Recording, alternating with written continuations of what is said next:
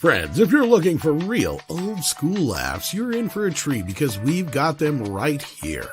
Flip City Magazine. Remember Mad Magazine? Then it went woke? Well, don't worry. Flip City has no chance of going woke. That's right. 4 times a year, you'll get an actual printed magazine full of jokes, stories, comics, and more, all about today's pop culture, entertainment, and woke politics. Flip City takes terrible entertainment trends we love to hate with hilarious parodies of Lord of the Rings, Stranger Things, The Walking Dead, Star Trek, Hunters, and more. Trust me when I say there is nothing else like Flip City on the market. So subscribe today. It will be delivered in print, or you can even get it digitally if you're one of those wacky Zoomers. Either way, follow our link and sign up today, and if you put in midnight, you get an extra 10% off.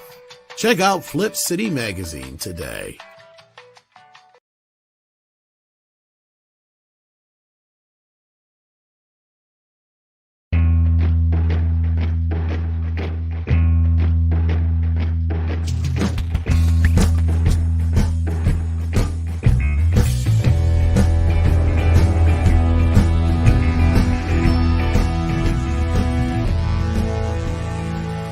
Good morning, everybody. It's Friday, the day after 4th of July. Woo, woo, woo, That's woo. right.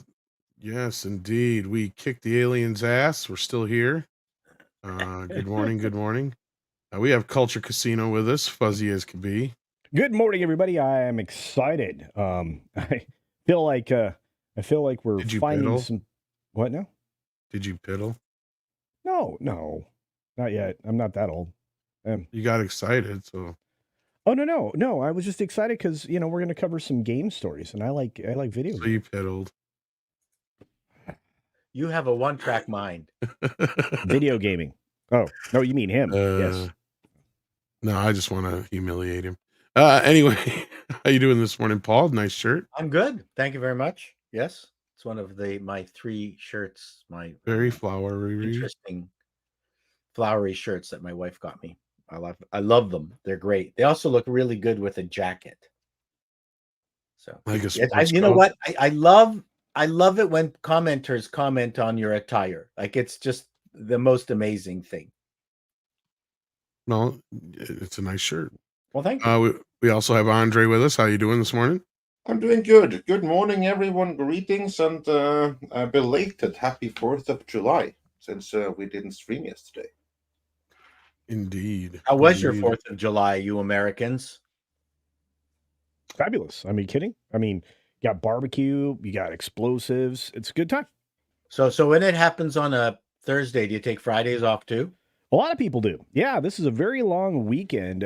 It's one of the things that Minions 4 is going to benefit from is this long weekend.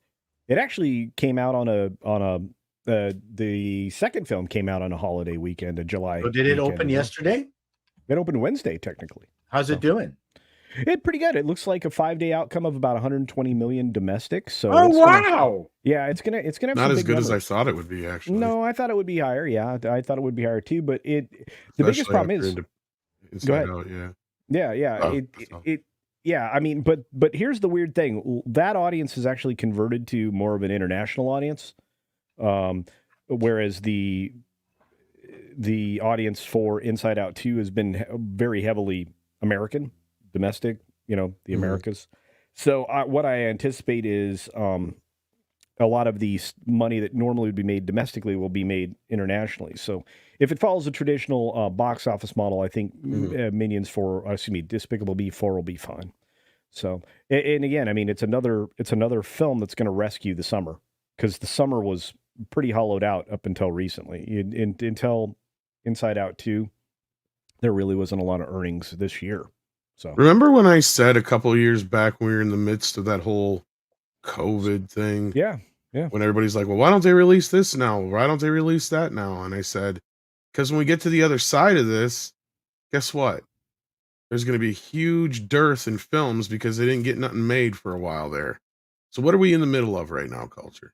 a huge dearth of films that Exactly. there's not a lot out there. Yeah. Well, I tell you what, the strikes didn't help, and so the dearth will continue into 2025. And since Disney decided to reshoot everything on their plate, do you realize what the budgets are for some of these things? A lot. And the thing is that the most expensive thing. Sorry, I didn't mean to interrupt you. No, there, go. But we can look forward to Snow White, which has been remade 3 times over, and Captain America 4, which by my last count has been remade 4 times over. So basically, they've gotten 2 movies for the cost of 6. Yeah, but that's Disney's new strategy. And that's 2 movies that no one even wanted in the first place. So better and better. I'm wondering if the whole DEI approach of Disney's is actually trapping them. So this is just a speculation, and not to tar poor Anthony Falcon, Anthony Mackie, and Anthony Mackie, but you've got Disney, who's now absolutely committed to this diversity protocol. Full steam ahead. Forget about profits. Forget about the proof of past failures. We're still sailing this ship full of holes. And once you've made that commitment, it's going to be, I think, going to be very different shooting a film with a DEI quotient and then going, oh my God, it's not working. We better pump more money into it, than a movie that's just filled with a bunch of muscled white guys. Mm-hmm. In that case, I think it's way easier for them to go, oh, we're not going to put any more money in it because we don't really care if it fails. But oh no, we can't let our DEI infused children fail. I'm wondering if there's any truth to that. I think you're probably right. I mean, again, we've been pointing out the collapse of all of their DEI initiative films and their efforts and just how much they failed. IO2, with its lack of it, has been very successful. It's going to look like we were right the whole time. They can't possibly accept that, so they lean into disaster, error, and ignorance. That's what DEI is standing for within Disney.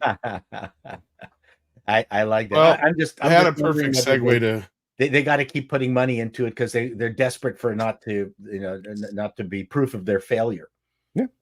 Well, I had a perfect segue into introing our next guest here, but it was a while back there, so we're just going to bring him in here. Hey, Script. Good morning, guys. How's it going? Hey, how's it going? Hey.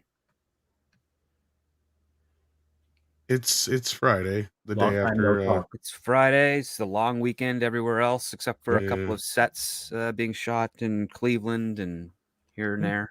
Yeah. Toronto, Which is why it's a little quiet. Toronto is shooting well. They're doing. I think Yeah. I'm shooting business is doing well. They're ramping up season 5 of The Boys to start pretty soon. So if you're looking forward to that, I guess. It's gotten weird. I've been keeping it's based up off with a very weird comic, but it's very much strayed from that comic. So, well, I can believe it. I'm just telling you, the show has gone kind of sideways. Well, it's hard to say at this point because it's really they attack every side they can by mocking it. And I saw last night's episode, and it was absolutely ridiculous. It did not favor either side well. it didn't. But it's you're talking the left or right wing? Both. Like they go after both of them. Well, I'm not even talking about that. I mean, that's sort of subtext, although they've brought it to the surface as a main thing, the abortion stuff and all that. Mm-hmm. But I'm just talking about all the characters now. They almost have too many characters. Like I'd like it if they stripped it back, just concentrated. And I have no idea which way Homelander is swinging anymore. Didn't they make him like an orange man bad analogy in the series? No, they don't just cover that part. They cover all like dictator aspects for Homelander, and then one of the biggest themes is hypocrisy. Every single character is a hypocrite. Like that's the point. Yeah. There are technically no good guys. They're but all bad. Homelander suddenly with his son is he getting good? He he's trying to be a better dad, but he doesn't know how to do it, so he's going to screw up, and we're here to watch the disaster. That's well, the he's actually doing right now. He's actually being a better dad than what's the Australian guy? Then Carl Urban's character. Yeah. The Kiwi. If you call him Australian, he's a Kiwi. Sorry, you'll offend both Australians and New Zealanders. I should imagine. I didn't know he was a New Zealander, but it's weird. I mean, we had the flying sheep. Yep. Out of Monty Python, Killer Sheep. that was wild. It's a very cruel show. Yes. I get tired of the overt swearing. To me, it just gets tiresome. Yeah, I call it low-hanging fruit edge, where it's like dull at this point. Like it's just not. It's been so overused. It's no longer cool to throw in such lazy language, especially like in a streaming show and movies and all that type of stuff. It's like, okay, you're clearly not trying now. I mean, that's they're throwing around the C word, just an enormous. Okay, I don't need it. Who cares? Yeah. So sorry to detract on that, guys. Yeah. So what's in the news for this holiday weekend that we are addressing today? Well, not a whole lot, but this was the week of the final, for now, I guess, release of the latest James O'Keefe tape, the Disney tape, with the latest. Well, we got some super chats we can get through first here, though. Oh yeah, we'll start with that.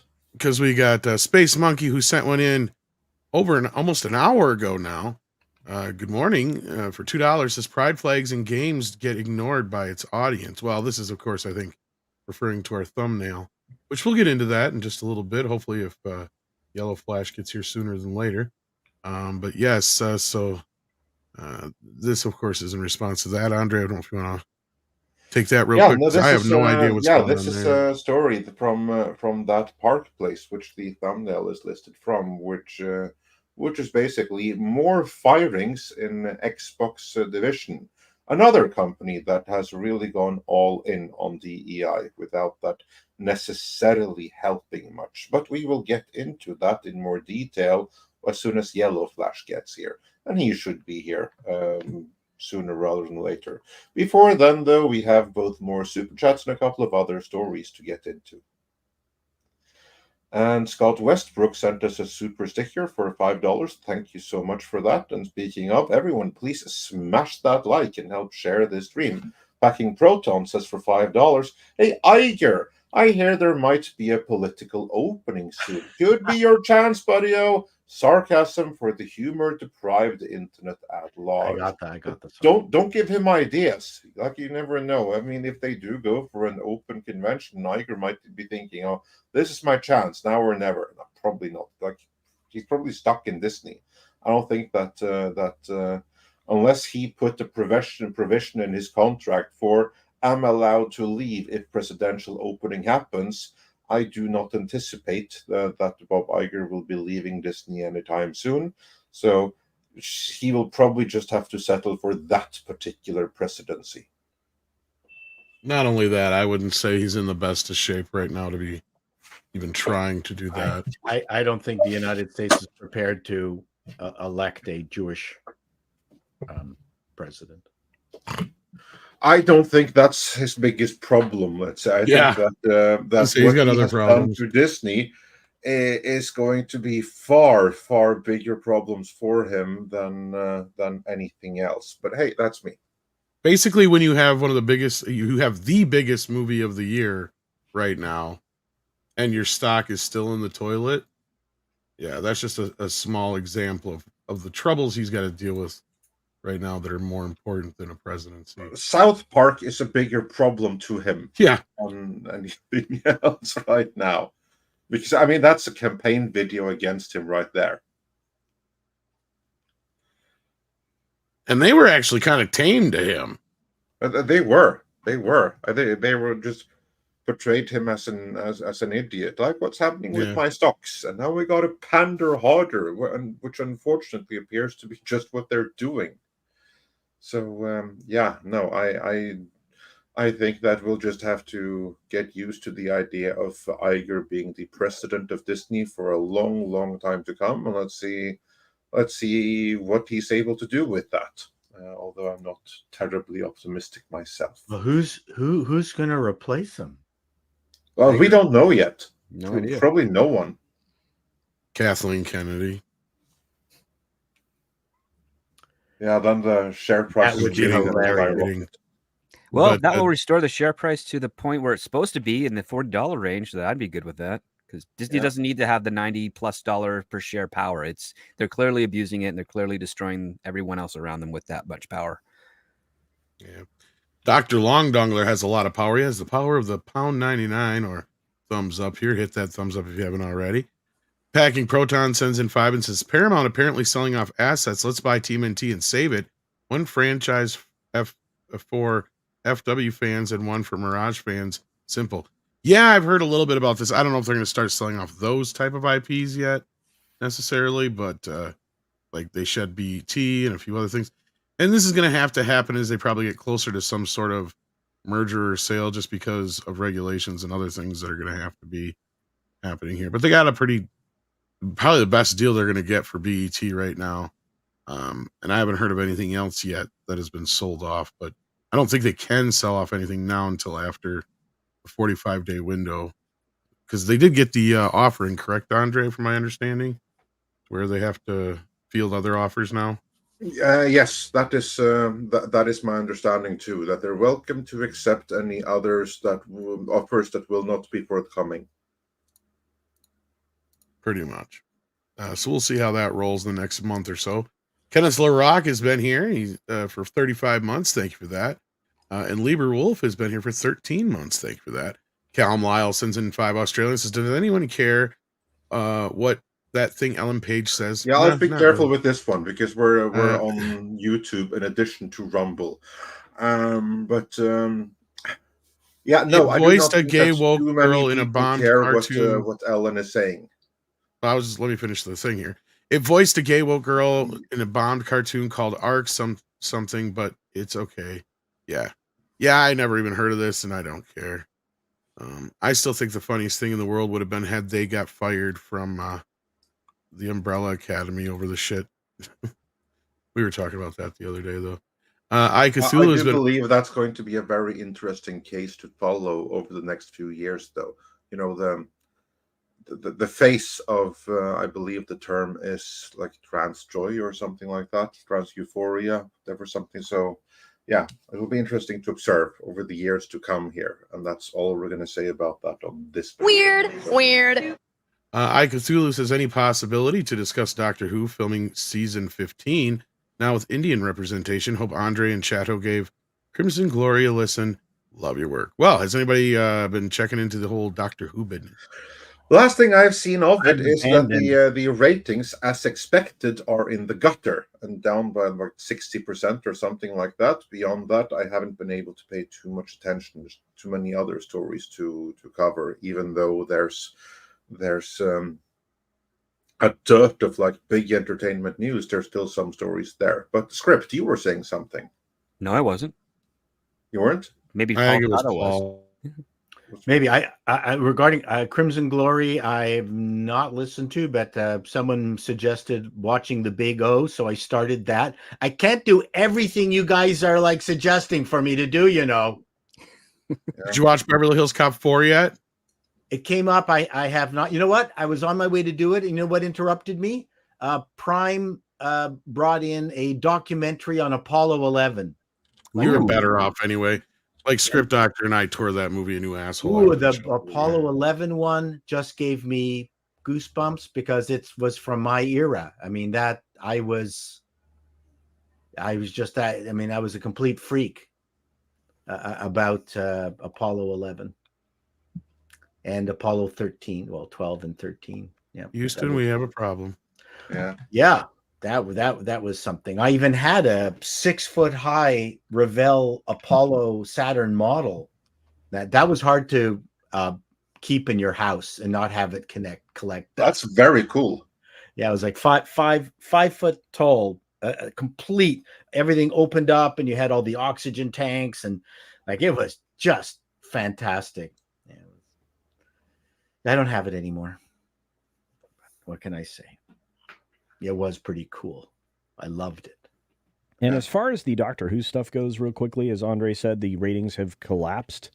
On average, on average, they've stayed below 4 million, even after the 7-day plus 4 screen windows. You can find all those TV ratings over at Doctor Who TV in their accumulator area. But season 15 wrapped. I think they finished shooting the second Shurigatwa somewhere around October. So they're done with it. It's in post right now. Millie Gibson is only in like 2 episodes total, and there's just barely because they cut her out already, which is why she's been talking about auditioning for other gigs. Shurigatwa's already been talking about, auditioning for other gigs and other articles. So I wouldn't plan on a season 16. And, RTD has also indicated that there may not be a season 16 because really the ratings are god awful. When you have accumulator ratings sitting at, like the very final episode, one you think everybody would watch, after a week, it was sitting at 3.69 million total. Did they get rid of the original girl that was with Shurigatwa? Yeah, Millie Gibson. Yeah, she's gone. But yeah, is she in like this entire season, or did they get her like? Oh, okay. Yeah. She's I think she's appearing in the special, which is not yet released yet for this season. And then for next year's episodes, the ones they'll release in 2025, they've already shot. That's already done. I mean, I don't know. I haven't paid attention nor cared who the next companion is. And you can't. The most viewed seasons seem to be the ones where there's no Doctor and all companion. So, it is what it is. But Doctor Who is a garbage fire that has tires in it, so it won't quite go out. But it's it's very smoky, and everybody stopped paying attention. And as for Crimson Glory, I have checked it out. I haven't had time to do a deep dive yet, but I have actually checked it out because I do listen to the recommendations. What I've heard so far, I liked. I probably would have liked it much more if I had discovered it when I was younger. It's kind of like it's real music, but I have to do like another deep dive and be in the right setting, in the right mood to really do a deep dive. But so far, yeah, I like it. So thanks for the recommendation. We'll be checking it out. Oh, it's the band. That's right. Yes. Yes. One thing I did get glom into, this will be obscure, is that I'm a big synth fan. I've been listening to Tomita and Carlos and Larry Fast like from the beginning, but I didn't realize there was actually a precursor to all of that. It's a system called Tonto and a band called Headband something or other. And Stevie Wonder used this massive system that these two crazy guys put together for Superstition. And for a lot of his early, like all the synth music that sounds like they're Moog, they're not. They are Moog, but from a giant Moog system. And I never heard of these guys before, but they're the grandfathers of synth music. Even predating Kraftwerk. Oh yeah. Wow, cool. Yeah, it's Malcolm Seal.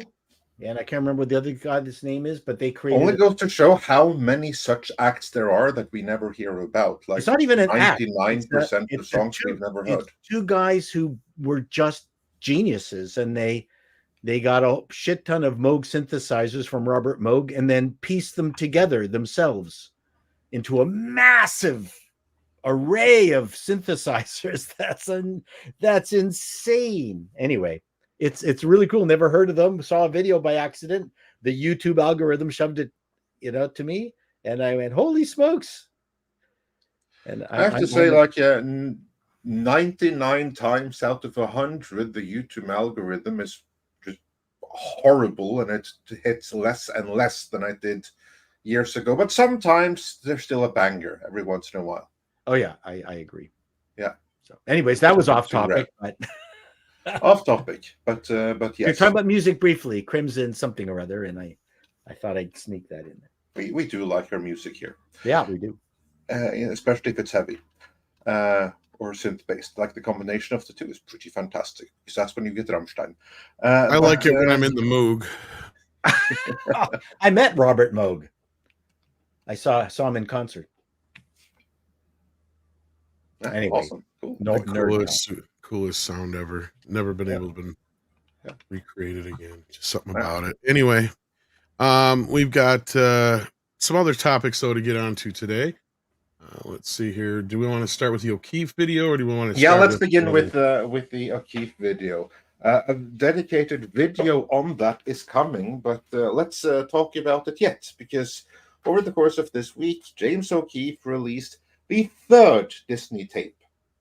Now, you will recall the first one, and this was the most explosive one, where he spoke to an attorney which admitted on camera that Disney doesn't hire white people.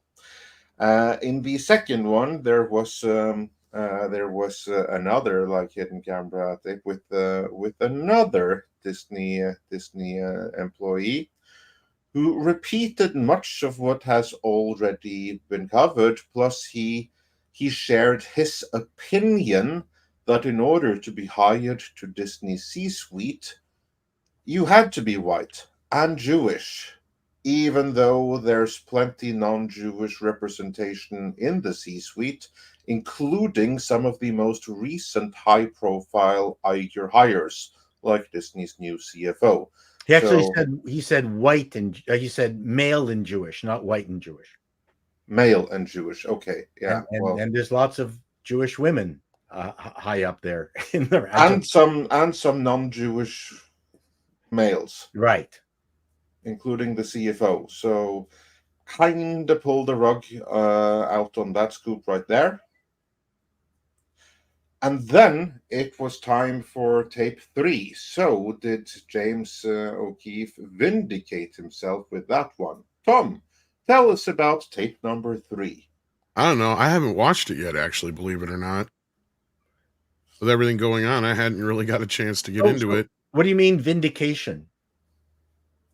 What I mean is that since there really was a big nothing burger in tape number 2. Oh, I see. Tape 3 going to be something, because the big scoop, the thing that he really relied on in tape number 2 was only Jews hired for the C-suite, and that simply wasn't accurate, was it? No, if anything, black men were the ones who were kind of the minority in the C-suite, it looked like to me, but yeah. Which is one of the only things we kind of did here, was that one guy wasn't black enough, for the look of the room. Yeah. So that was kind of the more salacious thing we got out of the last couple of videos. So like, we're not saying that they were nothing burgers, but a lot of it was stuff we already kind of knew. A lot of it was stuff that if you would say the second one was a nothing burger. Yeah, I was gonna say, if you watch any of like the TED Talks and stuff that like Scribelight, my buddy from Mead, does, like, he'll tell you this is normal stuff that they brag about every day of the week, right? So it's like not even a secret. But this last one, I guess, has to do with more with children and the LGBTQ business. Yes, that's what this has to do with. So let's get into this here.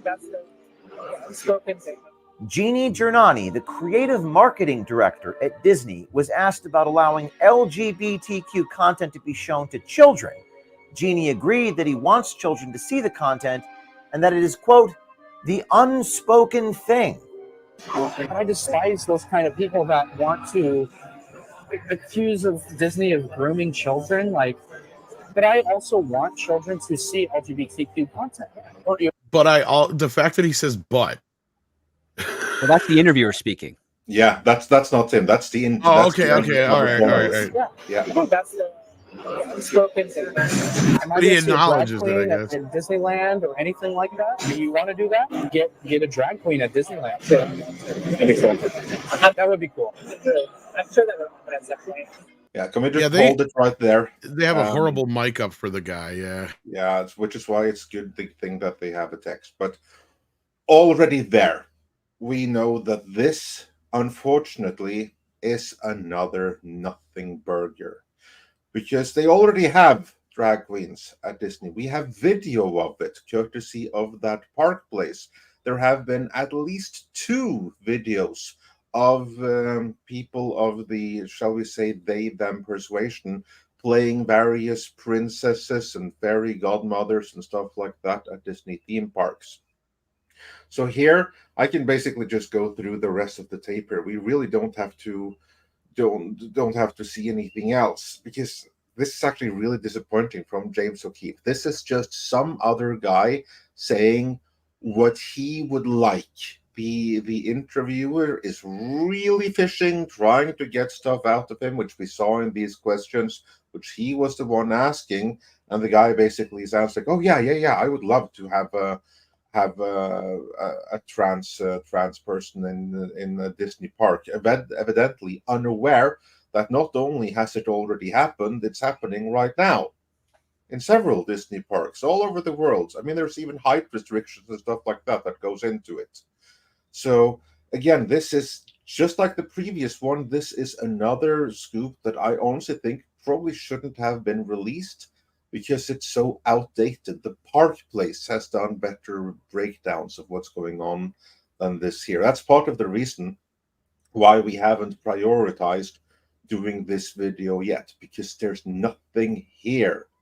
The biggest thing is basically that he gives like one sentence summarizing what's going on at Disney, where he undermines the entire second tape. So from these 3 tapes, we are left with the first one. The first one was valid. The first one had value. There was some actual revelations there, where you have someone involved in the hiring decision and who is in a position where he should know better, admitting on camera that Disney doesn't hire white people because they're white people. But everything else since then has been nothing burgers, up to and including part 3. So I would hope that O'Keefe, and I really hate using these terms, is going to do better going forward, because there was nothing hard hitting in part 2 and part 3 here. So should we keep going, or what are we doing here? I can keep going, but there's really nothing more to see here. Well, was there any highlights at all that you could think There's of? no highlights. Other than the fact that the guy explained how he was able to get into the position he had by way of being a drag queen, going to drag contests and networking there to get hired at Disney. Which is a very ingenious way to actually get hired at a studio. I never would have thought of that, but it worked for him. So yeah, basically use the ESG points to your advantage. Like, hey, look at me. I'm a drag queen. Hire me. So like, yes, we need that. You're hired. So were the first 2 videos enabled by Tinder, and this one was enabled by Grindr? Yes. Probably. Okay. Wait, are you telling me that Grindr's the gay app? Look, son of a bitch. Yeah, no wonder I haven't got a date. All I'll say is at least they're fishing with the right bait. All I'll say is that it's kind of sad to see so many single people working at Disney. Well, of course you're single if you can't find an adapter. I mean, if you are so like, I'm a this, that, the other, right? Like, you know, they're so like specific. Good luck finding your match, right? And this is actually, I mean, I'm joking, but it's true. Like, this generation coming up doesn't understand or know how to date. This is a whole nother problem that we're not even going to get into right now. But yeah, that's. I'm only half kidding, but I'm being honest here. It's like, all you need to do is watch the Acolyte, Tom, and you'll see that there's like an array of different adapters that you can just like plug whatever your peg is into. So. Yeah. But Tom, you're right though, of course, because there's a lot of sad single people working, not just in Disney, but across the corporate world, which is why it's so easy to get these kind of stings. But I do wish that O'Keefe would get someone working with him that could lead him a little, or hold him on the straight and the narrow, so to say. Because from what I've heard, he doesn't have an editor. He runs the show completely, and what he says goes. And that's good and well. But sometimes you need someone to confirm to you that, you know, there's a story here. or sorry, this is a nothing burger, we can't run with this. Well, Or actually, there is a story here, but we need to reference this, this, and this because this has already covered and will fit rather nicely in with this reporting right here. And that is what has been missing here, because if he had taken a couple of minutes to do a Google search, he would eventually have come by the Park Place, which would have supported everything that he's reporting here so that he could add some real ammunition to it. Oh, But he can't do that. He's going to lose money because his platform will then be pointing to a competitor, which would be that Park Place. True, but in this, I would say that here he may have earned some short-term money on the 2 sponsorships which are in this video, which I do not begrudge him. We take sponsorships here as well. But I do wish that he would have done a little bit more thorough job in the reporting itself, because my worry is that this reporting is going to just undermine his credibility. Carry on, Tom. He did it bass backwards too. That's the other problem. Like anybody who's gone to a concert knows, you don't start with your biggest song, right? It's the same thing with news, right? You don't start with the most salacious thing. You start with leading up to it, and then so you can hang on to people the longest, right? He did these back ass where he should have released this one first, the second one second, and the first one last, because that's where the most salacious stuff was in it. I agree. Yeah, not that I would have re-edited a lot of this stuff too, because I haven't watched this all the way through. But if this is just nothing but an interviewer leading the subject on, then that's not really an interviewer of anything like that. That's just confirmation of shit, which we already have. And like you said, this we have more than enough confirmation of, because we got straight up videos of them calling it the not so secret gay agenda and all that kind of stuff. But at the end of the day, I don't want to discourage O'Keefe or other people from doing this kind of reporting when it comes to Disney and other media groups and businesses like this, because they do need to be called out for it. And they do need to be, especially Disney, when that's their whole image, right? Is family. And I mean, at this point, hopefully they're going to start learning some lessons after the last few weeks and months of things that are going. And I mean, there's a lot of things that I'm starting to see now that would follow along with when I brought up the final and even Disney has seemed to back off on a few things. So thank you, Kitty. So yeah, like basically at this point, I think he should have just done it the other way around. And I don't know if I would even release this as its own video. I probably would have mixed it with the last one. Well, if I was Disney, I would send out a note to all single employees: don't date anyone. You know, be careful with what you ask for, because I wouldn't be surprised if some kind of variation of that You're being recorded. Some kind of reminder Oh, I bet you they did. That a note to all employees: your contract says blah blah blah, like that you have to promise silence on these and these matters just by signing your contract, and that includes on dates. I actually wouldn't be surprised if some kind of no online dating, because it's really, really hard for O'Keefe to actually fish for these people without the use of those online dating apps. So if you patron various bars of people that you associate with, that's a better chance for you to date there, find a date there, than it is through the internet, because that's the only way that James O'Keefe's journalists get their hooks in you. It's all online stuff. It's all through applications, because they research a whole slew of people that are through LinkedIn of who's at Disney, and then they cross-reference that with all the dating profiles in order to find out where they're located, and then that's how they set up their stings. If you're dating online, you are subject to be interviewed by James O'Keefe or one of his apprentices there. But if you just meet someone randomly in a public place, you're statistically better to date with them than you are getting caught by James O'Keefe. But in addition to that, stop talking about your damn job on a date. Just don't. It's not or at least things that would be considered. Yeah, that would be considered. I mean, yeah, you can say, oh, I do this, I do that, but like clearly things that are going to get your company in trouble. I mean, not that you should be working for a company that probably does those things to begin with, but like it's going to get you fired, right? Because that's how I know at least the first guy especially clearly didn't tell Disney what happened, or he would have been fired sooner, right? Because all his shit came down right after the video came out. So he probably tried to keep it as close to the chest as he could, hoping that the video would never come out. And that was not his luck. Now, the other guys, I don't know how that rolled out for them. For this guy, we haven't heard back much. I think the other guy also was let go as well, but I'm not 100% on that. So we'll see how this rolls out here. But at this point, this is a bunch of stuff we already knew. But I do think like this stuff is not helping their stock price right now, for sure. No, it's more bad press. But Yeah. it's kind of like if they chose to respond to it, this like there would be a response to this kind of things. Whereas the first one, they don't have a response because they're busted. So I think the first tape with the lawyer admitting on camera we don't hire white people, and there is so much evidence to back that up that actually is. I'm not going to say it's a smoking gun, but it is a piece of evidence that is perfectly consistent with so many other pieces of evidence that they have no good response to it. Whereas tape 2 could easily be debunked.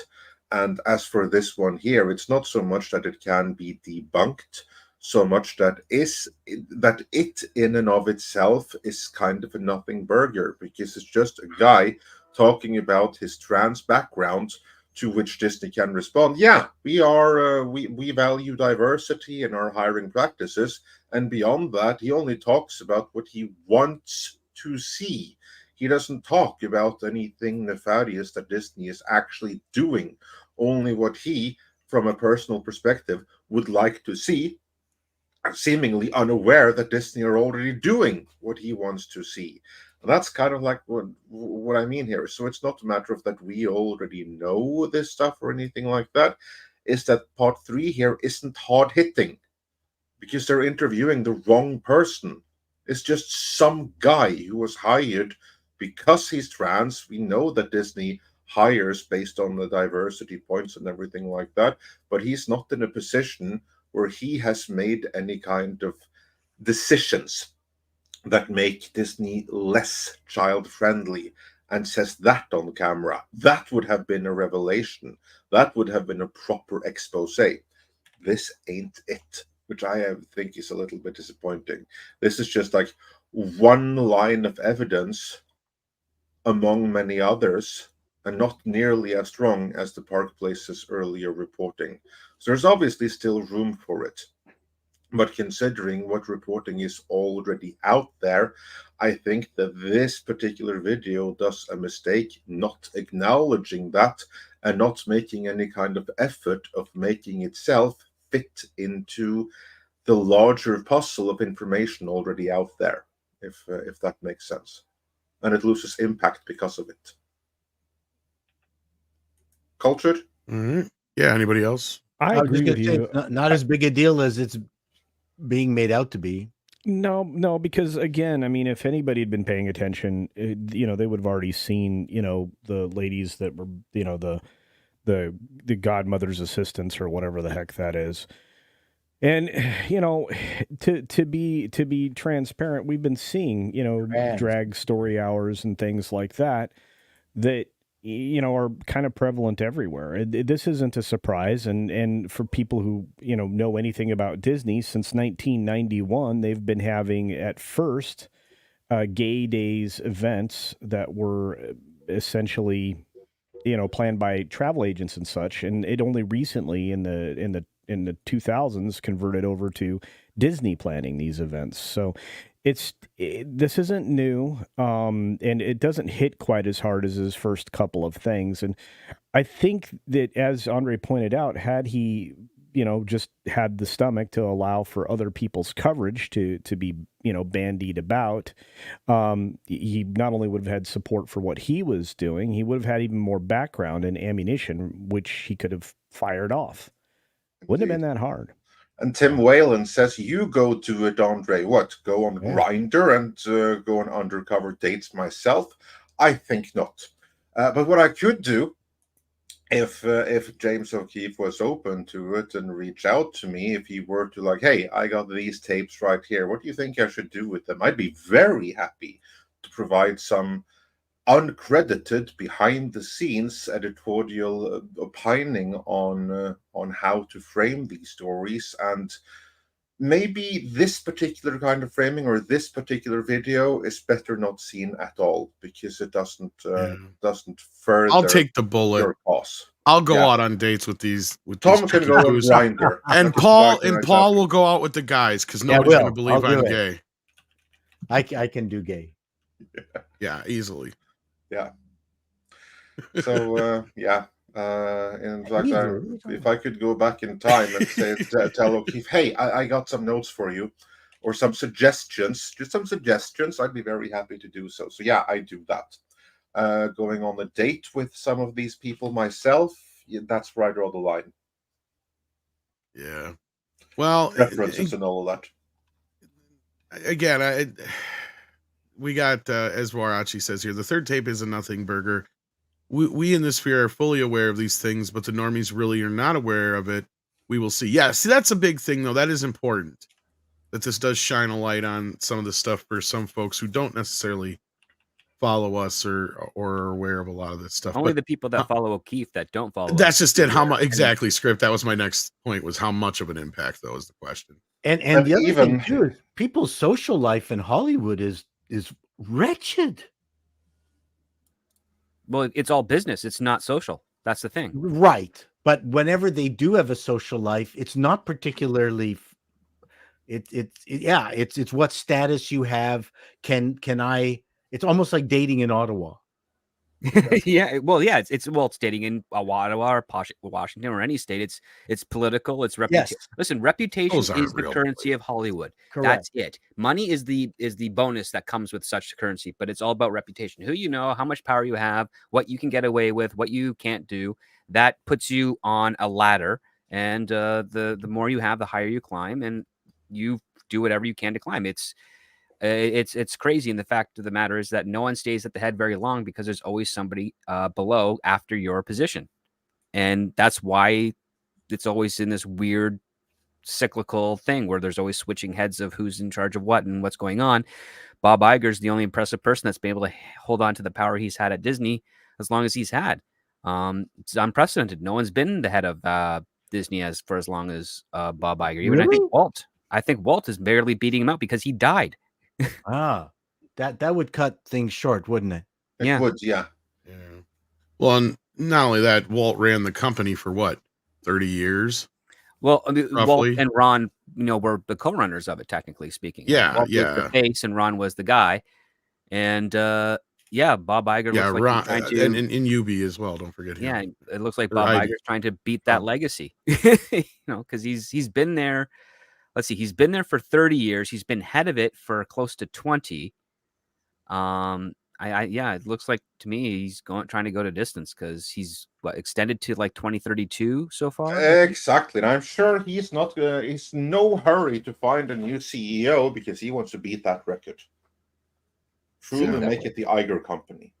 Marksman 117B sends in $1.99 and says, to be fair to O'Keefe, what about normies seeing this? Yeah, we were just kind of discussing this a little bit. This will help, but again, it's only people that are already going to be following O'Keefe's type of reporting, at which point I think there's already a lot of crossover there between Park Place, us, Nerdrotic, and also et cetera. You already have videos that have gone viral about like this dude dressed as like a fairy godmother or something like that, freaking guests and everything out. That, if anything, is more powerful, because this is just a video about one guy talking about how he got hired and what he would like to see one day in the future, not knowing that that's already going on and there's videos of it. If it does were to matter, include a video of that, it would be more hard hitting. So normal seeing is a good thing, but they're still only seeing half.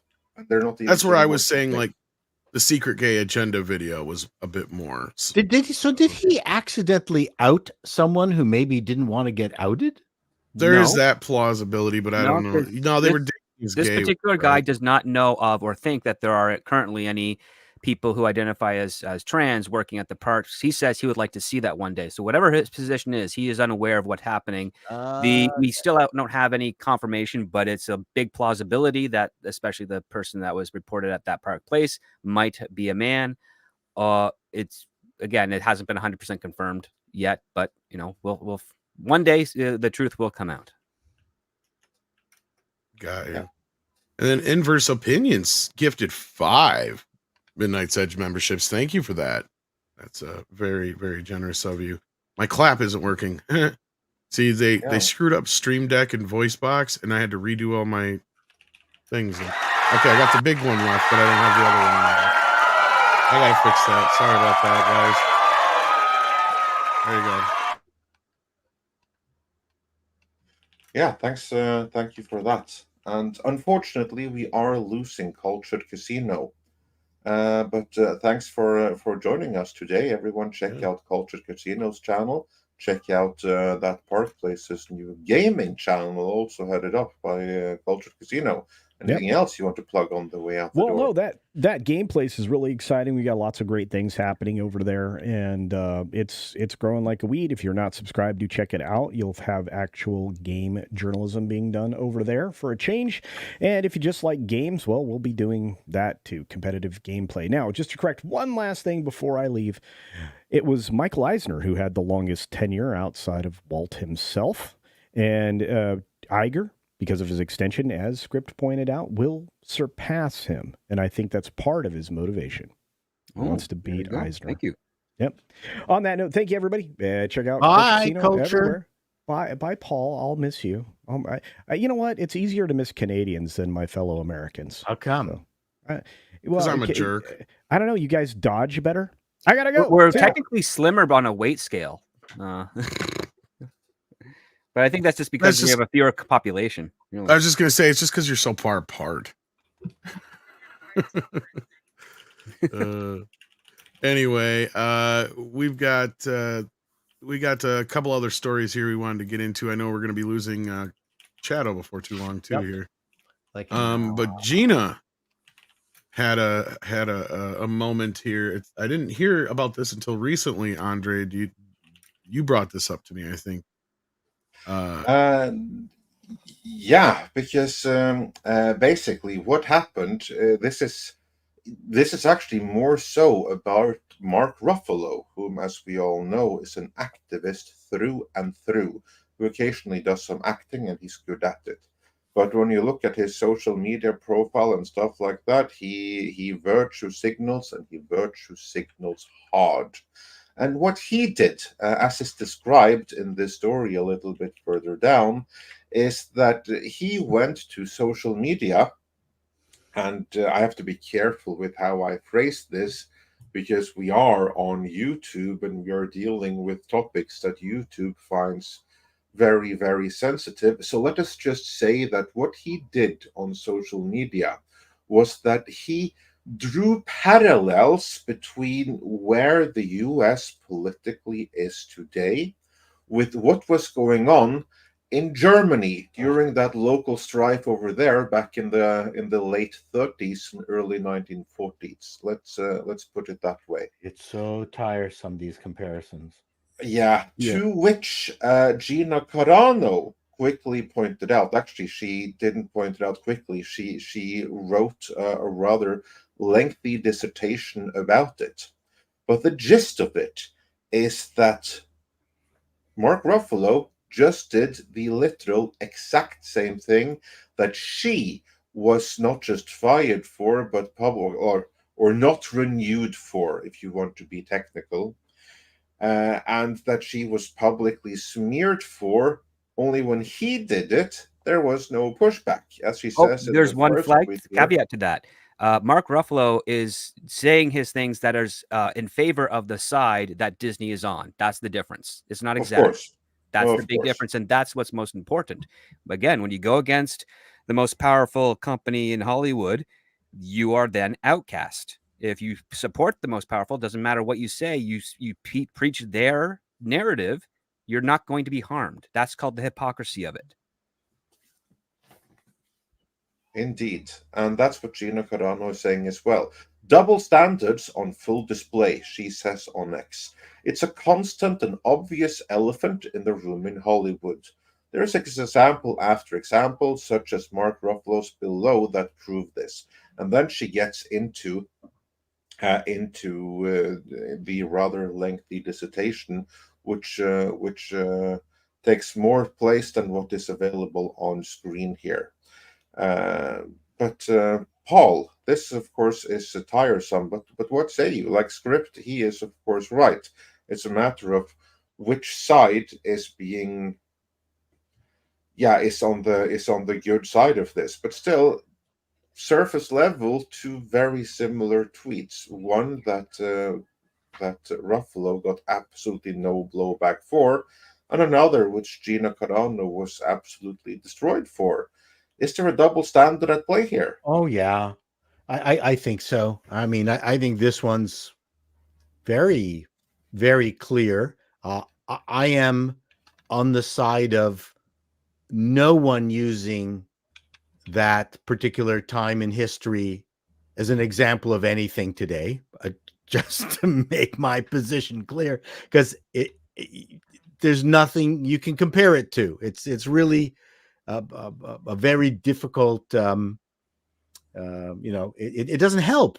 Like, and so like I was not. I understood what Gina was saying. She has had every right to say it, but because they didn't like her and they already had a hate on her with the pronouns thing and the fact that they couldn't control her, that was their excuse for getting rid of her. So yeah, hypocrisy abounds. I mean, what else is new, right? Well, the other thing that's new is so many people don't understand civics, because this is sparked with regards to a recent Supreme Court ruling, which, guess what? In your Constitution, guys, politicians can actually do have immunity, various immunities throughout a lot of offices.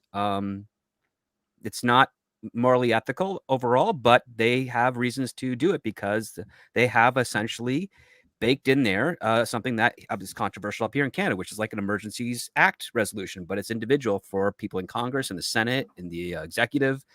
They can commit crimes in so long as it is to safeguard the United States according to your own laws. And the Supreme Court just affirmed that, and everybody is freaking out because they think it's a parallel to what was mentioned earlier.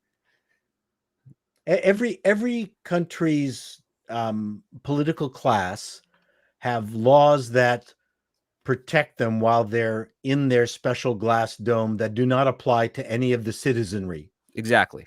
Every democracy has it. Canada has it, independent of the wonderful extended pensions. Yes.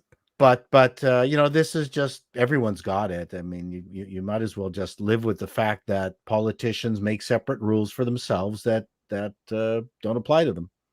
I mean, the rules apply, but I mean, the stuff, justice and the rule of law that we have to live with does not apply to politicians. Yeah, because when you're the lawmaker, yes, you are above it. Guess what? Sorry.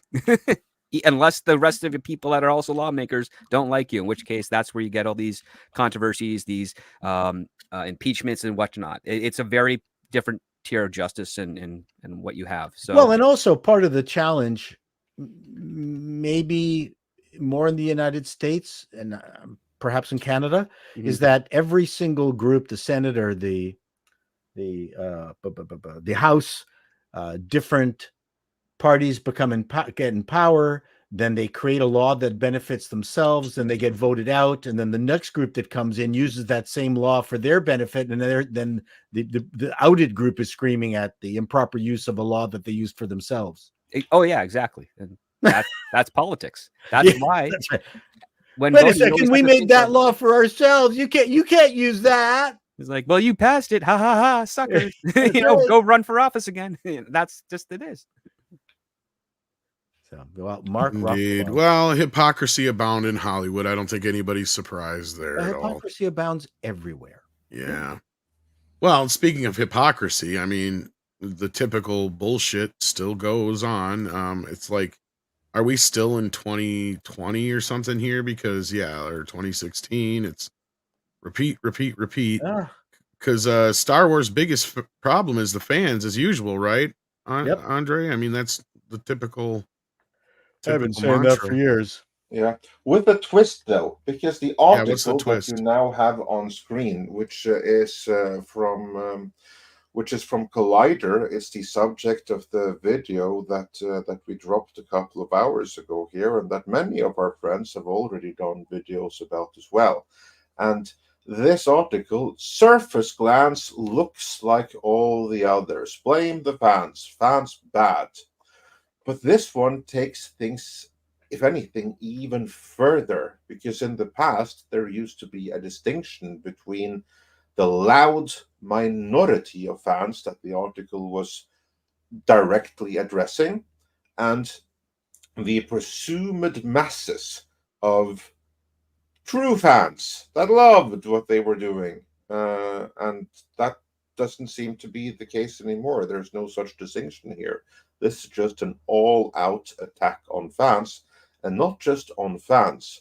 This is also, and this is what is new here that I haven't really seen before, not even in 2017, when The Last Jedi was all the rage and there was hit piece after hit piece attacking critical fans. But I do not recall any of those hit pieces going all out and attacking the original trilogy. This one does. This one goes into a whole spiel about the cinema of the 70s, and it brings up some of the other great movies of the 70s, and then decides that they are all problematic because this was just a tiny little blip in history in which movies were told through traditional storytelling tropes, which is very, very bad and conservative thing, according to this article, and which are told from or from a European ethnocentric point of view, and which stars white males. All of these are very, very problematic things. But luckily, it was just a very limited time frame in the 70s. But unfortunately, the Star Wars trilogy was made inside of this little blip in history, and that shaped the original trilogy, which is very, very problematic. But now we need to do better. And the prequel trilogy was a little bit better, but only in the case of Disney have things really gotten better. So that's kind of like the difference that is going right here. This doesn't even try to appeal to the so-called silent majority of fans that they always claimed happened before. Instead, this just argues from a position of authority that you all need to do better. Now, have anyone else had the chance to read this article? But I assure you, if you haven't, this is a fair description I'm giving right now. What say you, Paul? I haven't read the article, but I mean, I can see why they're going there, but you know, this is now getting close to the Middle Eastern War argument where everything started 75 years ago. So everything is justified now or something. You know, this history is history. It is what it is when it was, right? And I just showed 3 examples of how they're full of shit. No, there's that too. But I mean, the point is, and I get their argument, but who cares? Did you enjoy that movie back then? Yes. Are people still enjoying that movie now? Yes. Anyone enjoying anything that you're making now? No. Rest my case. Like, you're going to listen to a journalist after what? Years of them just spewing whatever it is, clickbait stuff just to get your attention. Yeah, no, I'm not. I mean, Collider. It's Collider. Collider's a clickbait. It's a clickbait online zine, right? Yeah, it's Collider. They don't do anything. No, no, it's like was what Vice turned into. Both Canadian, by the way. Mm-hmm. Vice had some good documentaries, and then they went way off. Like, very, very quickly too. They had potential, and screw that. We're just going to do what we want. And then that's why they don't exist anymore. Well, they went for the click. Yep. Clickbait. And then you have your specific audience that likes that particular clickbait, and then you explode because it's not sustainable. Anyway, yeah, who cares what these people say? I mean, it's good for you to write it. I mean, it's a very interesting argument, but show me the money. Yeah.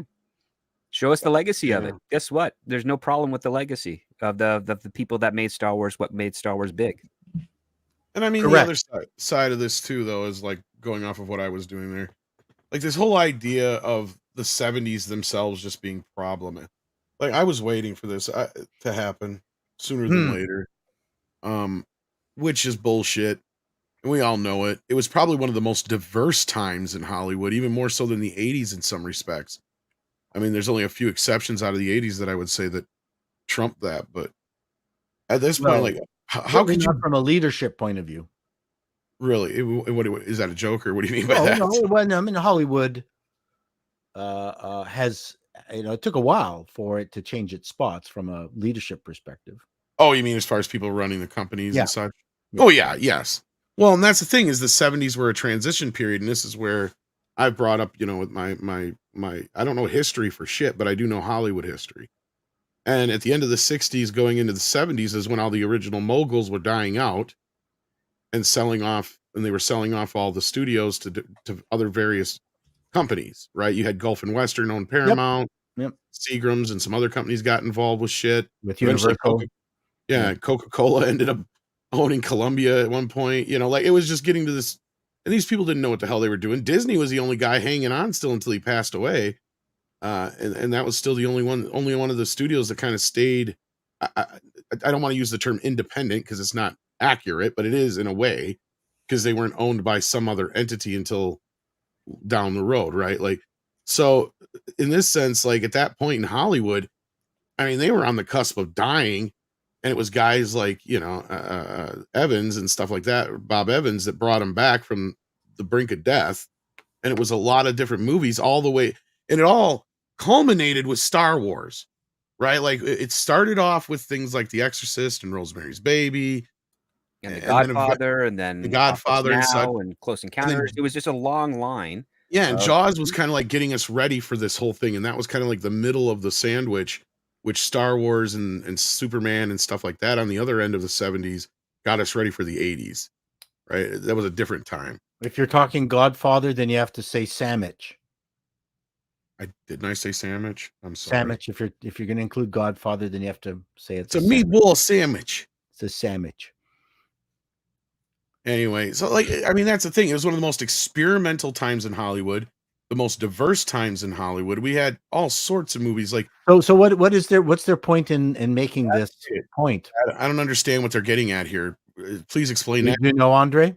I think he stepped away, but like, yeah, I don't get what their overall argument here. Well, it's to get people upset to click on their thing to generate ad revenue towards their site and say, haha, plebs, we got you this time, and then move on to the next, where they'll do another article like this. And look at that headline. I can't believe that. Now that, I think, needs to be broken down in philosophy class. Mm-hmm. The original Star Wars movies were a product of a different time. Okay, let's parse that out. So first of all, let's say, what do they mean by product? Right. Yeah. Well, that's just it. The first Star Wars film wasn't put together like the rest of the films were either, because the first Star Wars film wasn't made in a world where Star Wars existed. Right? Like, every movie after that, and that was my whole point, is every movie after Star Wars was made in a world where Star Wars existed. So they approached it in a completely different way. If it came to a product, a movie suddenly become a product. I mean, in that respect, using that term of the word, yes. But before that, like, you couldn't say Rocky had action figures. It didn't until the 80s or 90s. So like, this whole idea that it's a product of a different time. Well, duh. There was no Star Wars before the Star Wars. The Star Wars changed everything. It's like that joke in How I Met Your Mother, It's like the whole world changed after Star Wars. It was a completely different ball game after that. But Andre, are you back yet? I am, yes. So we were trying to ask, like, overall, what is their whole point of trying to compare modern cinema to the 70s anyway, other than... Well, the whole point is basically to say that the cinema of the 70s was deeply problematic, and we should be ashamed of it. And going forward, we need, and if you go further down, here comes to the end point of the article, because here they talk about how things gradually have gotten better under the prequels and under Disney. But just go down further into the article, because we're about to hit the final recommendation of how to fix things. The future of Star Wars should be focused on representation and inclusivity. This is the whole cornerstone of this piece. Actually, It is to dismiss Star Wars the entire original Star Wars as problematic, and this is what you need to do to fix it going forwards. Yeah, but unfortunately, we've had 5 feature films that are focused on representation and inclusivity, and they have not performed with regards to retaining fandom as the previous 6 films. Heck, even those 2 Ewok movies didn't destroy fandom as egregiously as the sequel trilogy has. No, they were just there. They didn't ruin anything. You're not thinking about the silent majority of they-them script doctor that are too afraid to speak up because of the online vitriol. It seems to be the inverse of that. They're more than welcome to speak up. You didn't understand the sarcasm in my voice. Tom, it's funny that you mentioned that, because this whole article begins with how difficult it is to speak up online, presumably for they-thems and other various assorted lesbians. But I think Script's right. They have no problem speaking their mind. Yeah, but it doesn't even talk about that in particular. This is another interesting thing here, because before, there used to be, in all hit pieces of the past, there was this tiny little hedge that this article addresses, not necessarily all fans, but the small subset of a vocal minority. Now they know that's no longer the case. And they even address that in this article, saying that this toxic discourse has only gotten worse. Of course, they don't say why.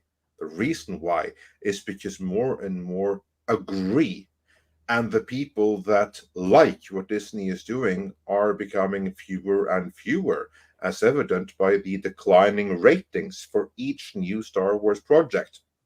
So they don't even make the argument that this is about making it safe for more diverse people. Just, it should be focused on representation and inclusivity because, and that's the end of the argumentation.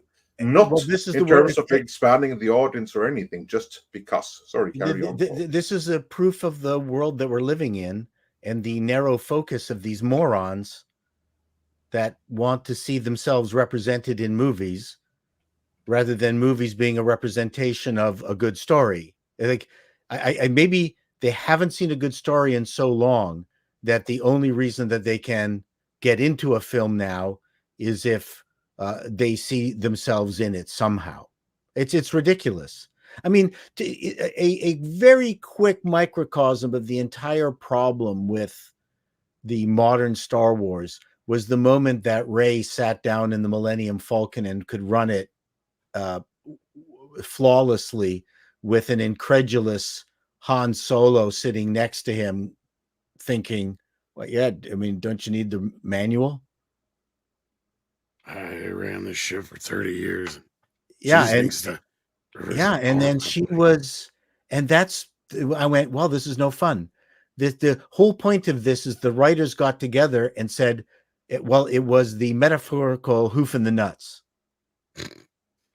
Speaking of a hoof in the nuts, hey, Flash. Pow! Right in the pisser. Right. To the moon. Right. The moon, Alice. Well, I can now safely leave now and feel, not that I'm leaving because Yellow has showed up, but that is why he's racist. Leaving though. He doesn't like yellow skinned peoples. He doesn't like Asian people. Well, I have no idea what you look like. You look like a wall. Well, never mind. It would have been a racist joke. Yeah. I just can't get out of my head that moment where Osha was looking at Sith Green's junk. I mean, to me, I'm still traumatized by that moment. Yeah, because of course you understand that he just came out of cold water, so that's right. Maybe she's it was cold. Yeah, there would have been shrinkage, so it would have been a tiny Sith penis. But Does wait she a know second. About shrinkage? We don't know if you can use the Force to expand your penis. Well, this is the whole point, right? Yeah, we don't even know that anyone would have thought that because this was written. It would have been dark. It would be a dark side user that explores the effects of the Force on genitalia, because the Jedi don't do that stuff. They don't have sex. Seriously, Flash, I wish you hadn't said that, because now that will give them the idea We're gonna have trans Jedi before you know it. But you know what? I was just thinking when that moment happened and the massive woke LGBT community that's now watching the show in huge numbers, replacing all the normies that have watched the show, watched Star Wars and have liked it over the years and have abandoned it. We know that we have been replaced multiple times over, right? By the ratings that are there. I'm just wondering whether that group went kind of a little bit of bile went into their throats when they saw their favorite non-binary female look at his junk and went, oh. Wait, I gotta pump it up. It just no. Not talking about this. Just the fact that the fact that they could infer that OSHA was straight is what bothered them. That's the joke. Oh, gotcha. Thank you. Script. I thought you were insinuating the other guy was. Never mind. No. I got that wrong. She's playing a straight person. Gotcha. I was kind of shocked that the romance is heterosexual. Well, we don't know yet. It does. Yeah. It seems. Well, they're all baseline bi. Well, remember, it's between Leslie and her sister. Her sister, as far as I know, is not gay. So that could be what she's injecting into this. Oh, the other twin is gay. But here's the thing, though. So she swapped out. He swapped out the gay one for the straight one. I think he wanted a piece. Is actually is a brother of theirs. I think he's a tossed experiment that the witches abandoned. That's what I think. Yeah, but also here's the thing, that he's a very feminine man. Well, she's a very masculine woman, clad in masculine military gear up and everything like that, while he is wearing these sensuous robes, which is deliberate because Leslie Headland admitted it, that they played around with gender types and gender norms specifically for the romance between them. So it's okay then, because they are still subverting gender tropes, and that's the important thing here. Well, I thought he was heading off to Planet Fitness to go for his yoga class. What system is that in? Well, that's why they said unknown, because it's actually Planet Fitness. That's what I'm saying. I don't know what system. Yeah, it's a calisthenic system. All right. Well, thank you so much for being here, Paul. We appreciate the time that you do get to spend with us. Oh, always. And anything you want to plug on your way out, TV Guide? I'm hoping to have a thing on Tractor Supply Co. On my Appalling News channel later on today, and then I'm on FNT. Oh, nice! That will be fun. So I'm odd. I've got a great gag. I'm going to go in and audition for Az's place. Don't tell them that's my gag. So I was told they ran out of room years ago, but anyway. I don't want to get into any personal shit here. Anyways, listen, gents, always lovely to see you and listen to your stuff, and keep up the good work and have a wonderful weekend. Right? It's Friday. Indeed, it is. So have a great stream later tonight, and we'll be seeing you on Monday. Yeah. Talk to you later. Bye. Take care. See ya. We got one super chat here. In the meantime, Pablo Papano sent in 5 and says, Andre, normies don't know this stuff in O'Keefe's videos, but they still blindly take their kids to Disney films and parks. Well, and the problem with that, Pablo, as I said before, is O'Keefe may have a little bit of a different kind of reach than we do, but not much. Unfortunately, it's a very similar audience, I'd imagine. So until somebody like a Variety or one of the normal papers or ABC, well, obviously ABC wouldn't pick it up, but CBS or NBC picks up on this kind of a story, they're not nobody's going to. Yeah, they're never going to. Right, exactly. So in that case, it's still nice to have real receipts. It is. It's not just us just saying it. Like, well, look, this movie, we have it straight out of the horse's mouth. Yeah, which is significant. Indeed. At least in my opinion, it's significant. Yeah, and the only thing that I said is that in this case, here you have someone wondering, oh, I wish one day we could do this. This is where O'Keefe could have showed the videos. Actually, they're already doing this, because that would have increased that knowledge to to a new audience. Because what really annoys me, and this is something that comes from Norwegian politics, where you have like politicians that come and they warn about, we have to do something about this trend right now so it doesn't evolve into a problem in the future, when in reality it's been a problem the last 10 years. They're just like so behind the curve. And yeah, to me that's kind of like what this is. This would have been fantastic if it had come out 1 year ago, when there wasn't any videos of exactly what he was talking about from the parks, but there is now. And that's something that this video doesn't acknowledge. It warns of something that might happen, when in reality it already has happened, and there's video of it to prove it. Yes, indeed. And we do have a Rumble rant here as well. Andre recently watched a video of a night train from Arendelle to Oslo, says Kulix81 for $2. Almost every house the train passed had outside lights on, even at 1 a.m. Is this normal in Norway? Yes, it is in Wisconsin. It is, yes. All outdoor lights and stuff like that are on all night. That's what they're for. Also, traffic lights are on all night, 365 days a year. So that is normal. There you go. And then Thunderstorm is here. How you doing, Thunderstorm? Sends in $4.99. Says, the Sith have soup and sex. Well, I don't know about that. I mean, this is still written by Leslie Headland, so it's trying to be sexy. Do they do the dirty like we do, or like we do on the Discovery Channel? That remains to be seen. That may be a bridge too far, but yeah. Indeed. Then Shadow Dancer the Red Mage has been a member for 21 months, says, I personally don't care about representation in Star Wars.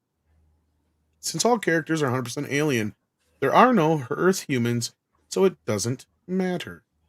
Yeah. It happened a long time ago in a galaxy far, far away. You already had it, though. You had Lando. And most people like Lando. I like Lando. What's not to like about Lando? He's awesome. He knows how to wear a cape and make it not look creepy. Come on. Yeah, exactly. Right. That's a very rare skill right there. Exactly.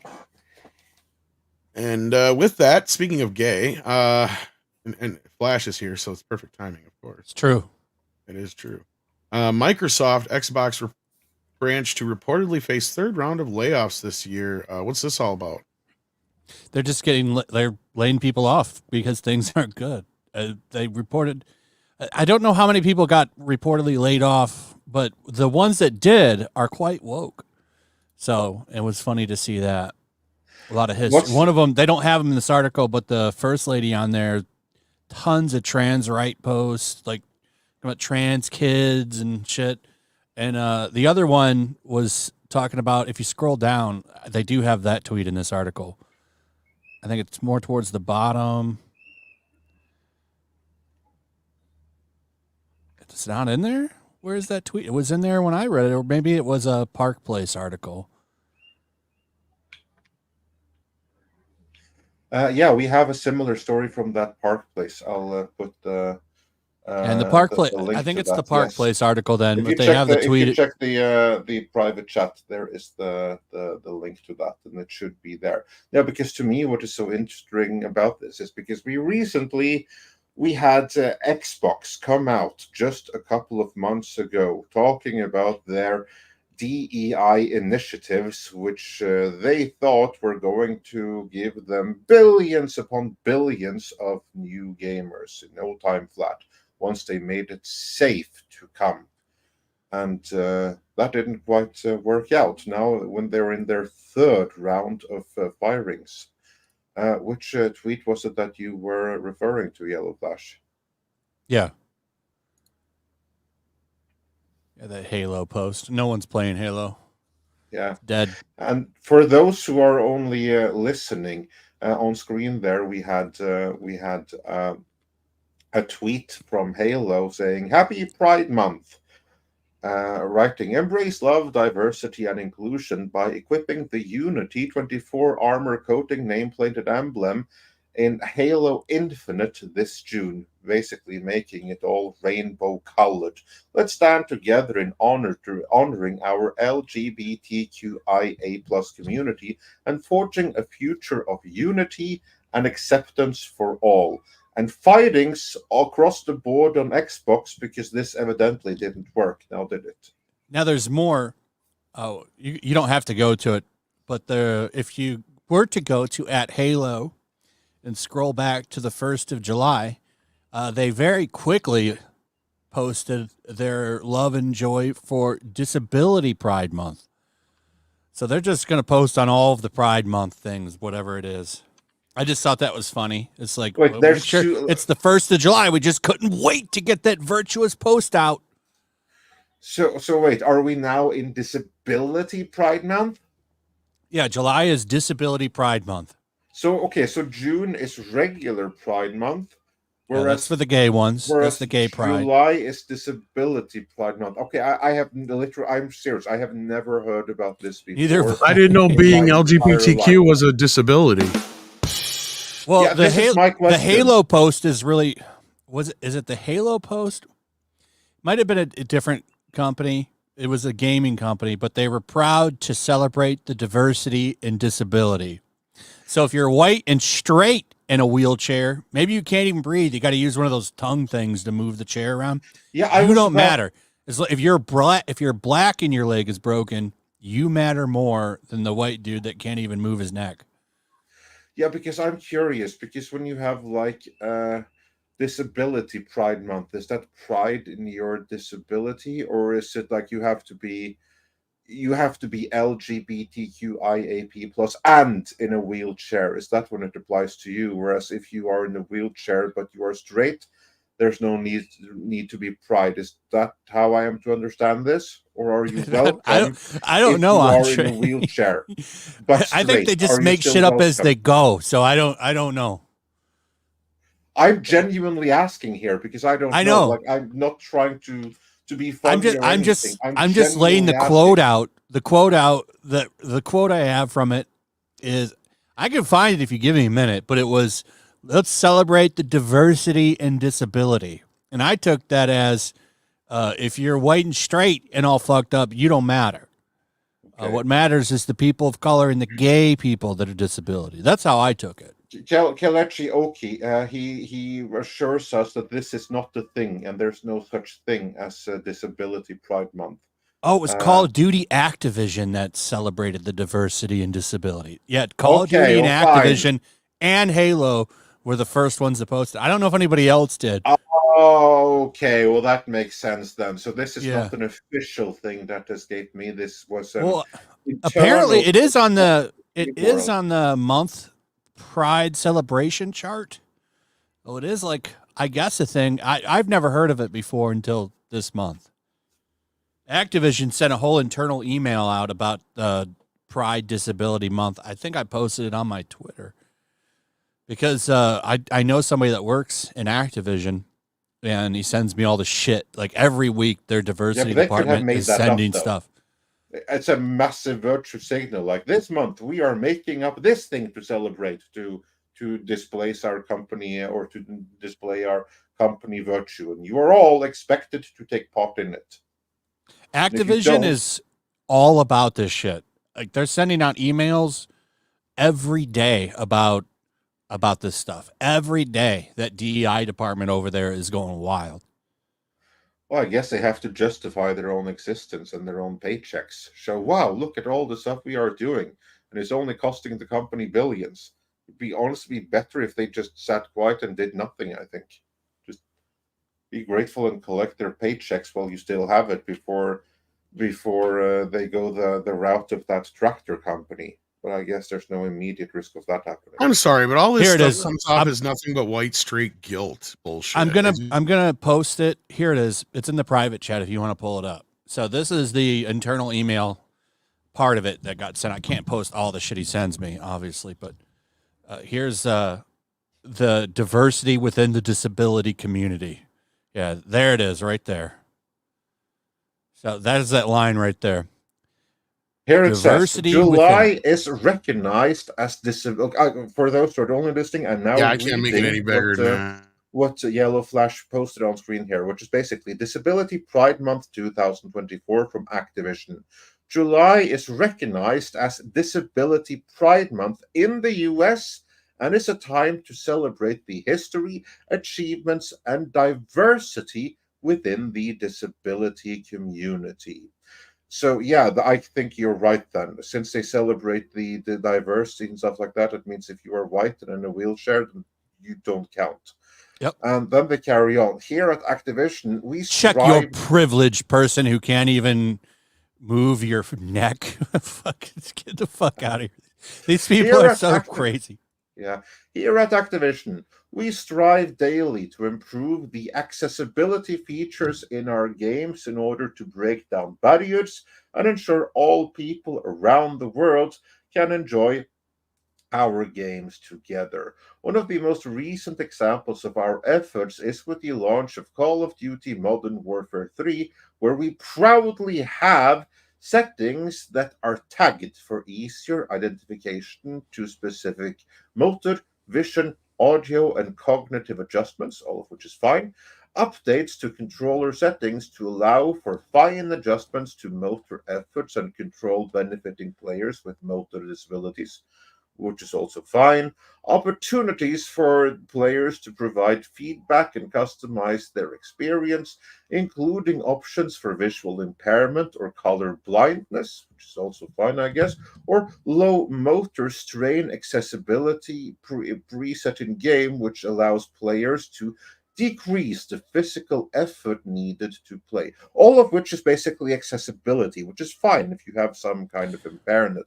But I don't know. As someone who actually as someone who actually is colorblind, those colorblind settings are more annoying to me. Maybe this is different for everybody, but I tried those ones and they didn't do shit for me. I just play the game regularly. Well, Yellow Flash, I have to ask you then, since clearly you are at least somewhat included in Disability Pride Month, because no, he's not. You he's are, too straight and white. According to Activision, you are disabled. So, like, do you feel enlightened or uplifted by them honoring you this way? No, I think that they're just a bunch of lumping you in live with on the larger validation. LGBTQIAP plus community, because that's kind of like what's happening here. That here basically you kind of like lump literally everyone who isn't white and male and straight is kind of like lumped in to this larger LGBTQIAP plus community where you maybe don't identify too much with everyone else in it, but Activision would lump you in with it and say, okay, now you're now part of Disability Pride Month. Don't you feel honored? Pride flags in the chat. The thing this is what there's not like a one touch solution. I've never played with. I don't know if there's multiple settings or not, but like I think there's different degrees of it. Like there's not one broad brush for colorblind. Like I can't see orange very well and stuff. So it's not that I don't see color. I just see different. The colors I see are different than yours. Yeah, you see them washed out and brownish, basically. Or what to us would be brownish. Yeah. So have you tried those on chroma glasses? Nah, I don't. It doesn't. I'm not bothered by it. Things move fine for me. Just see different shades of color than you. Yeah. I don't even really think about it until they put this shit in my face. Like. Yeah, well, so they reminded you how proud you need to be. Yeah, I should be proud of. I'm gonna put a sticker on my car. Yeah, I was gonna say my cousin has color blindness, but he's really bad, so it doesn't sound like you're probably as bad as him. That's why. Because like certain things, like he can't even see certain colors and such. It's just all comes out gray to him in certain things. Yeah. So basically, he has like the really bad one that chroma glasses in the world can help, because basically he has like one receptor or one set of receptors working then. So he basically has black and white vision.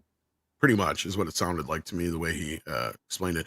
And I kind of wish I had known that we were going to cover this, because I actually know this is a rarity. I actually know of two disabled gamers, right? Like, so we talk about this audience that doesn't exist. Well, this audience does actually exist, but you're taking it and you're excluding so many people in this pride thing, right? Like, because I mean, why do you have to make it pride? Why can't it just be disability? right? What why do you have to Why does this combine even the need to two? be a thing? Just put the settings in the game and call it a day. But they're so full of Right. themselves, they have to make an announcement to tell you they put it in the game.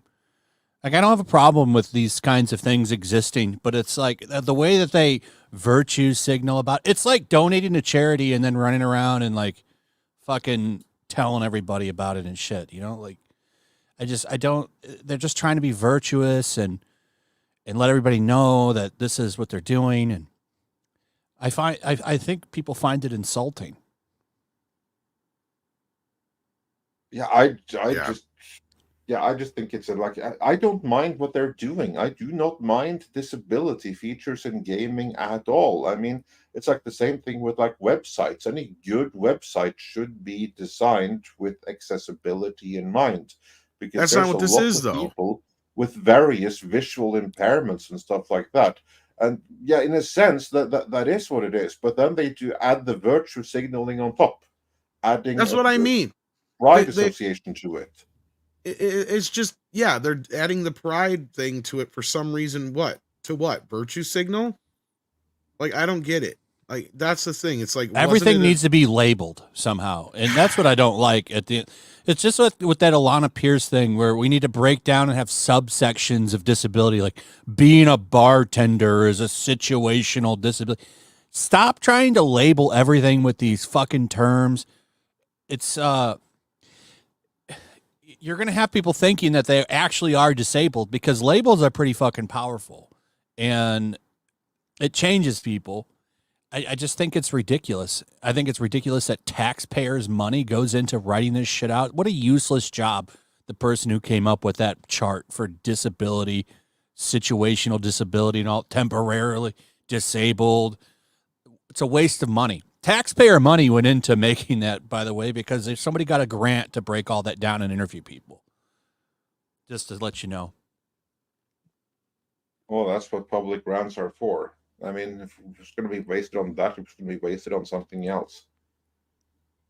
Yeah, I do see the point though. But yeah, no, this is virtue signaling gone wrong, and eventually there's going to be a price to pay for that, and that's kind of like what Xbox are learning right now.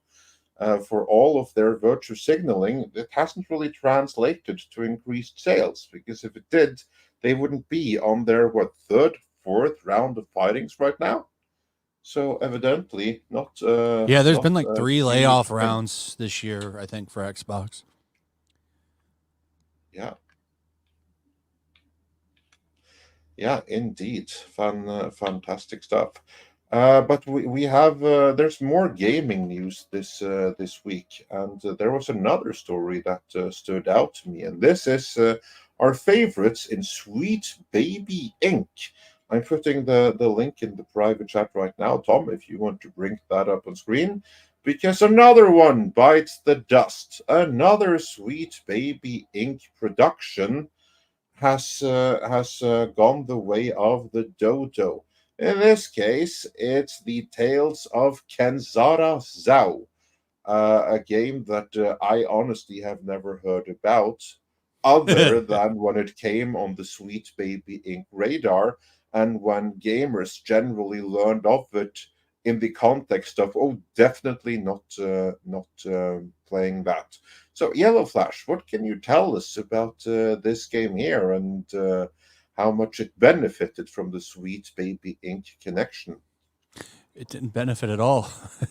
Nobody bought it. You That know what's boycott funny hurt this game. Is like 5-10 years ago, if I'd have seen something like this, I wouldn't have thought twice. Now I see this and I just see DEI written all over it. Well, they had the guy who made this game is, I get, he's a guy from Africa. What the fuck does he need DEI and DEI consultancy for? Well, could it be that it's not he that, like, this game here? Where is how is it being funded? Because you know what I imagine, and this is just me speculating here, but I would imagine that he probably, the guy, and I do feel bad for him, because this is obviously a game that is personal to him based on everything that he has said, and I'm saddened to see it flop the way that it did when it's obviously a passion project and maybe even his life work. But knowing a little bit about how the game industry operates, especially on the indie level, and this is kind of like an indie level game, these productions are still expensive. They need funding. I can easily see that if he got funding to do some EU project or something like that, that they would have required that this needs to have so and so many ESG points, and we require.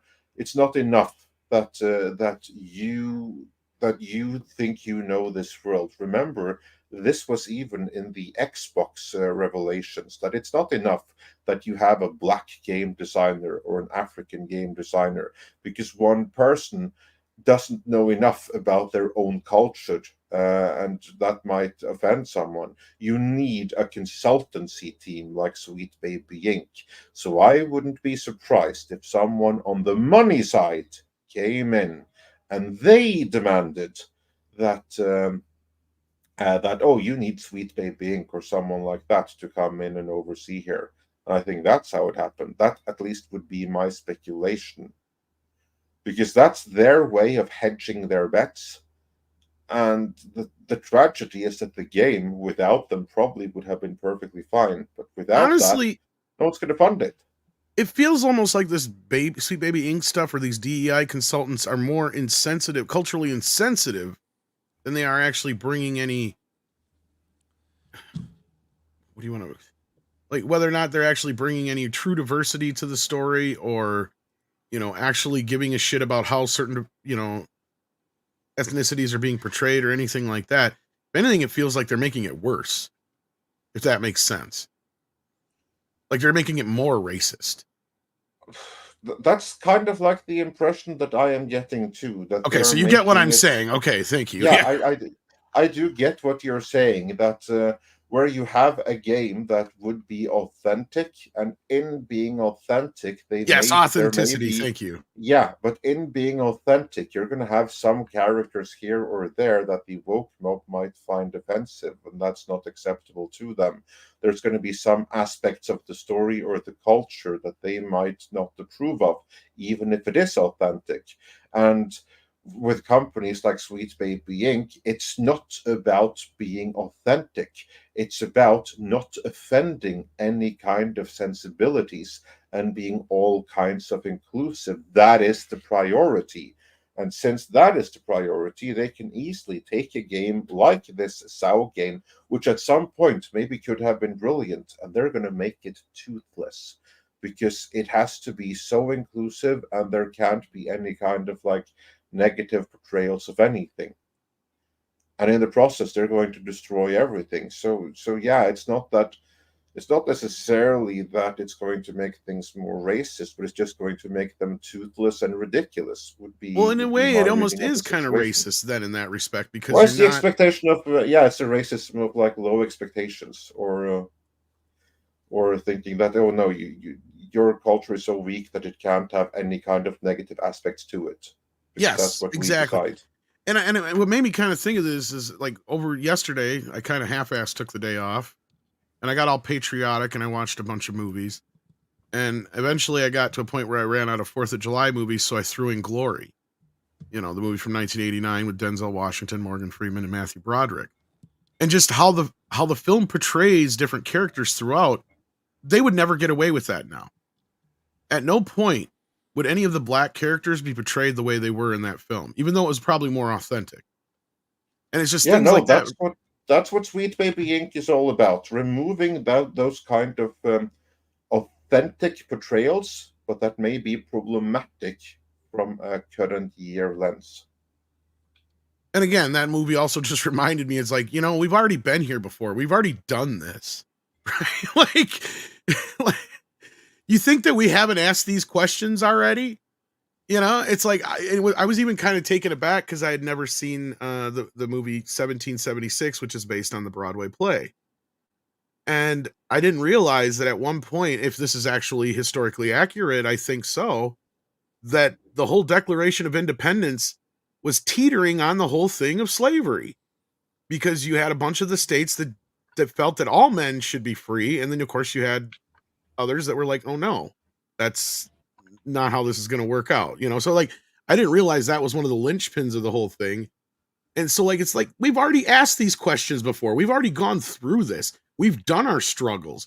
If anything, like we keep bringing up, America is one of the most diverse, non-racist, most accepting countries in the world.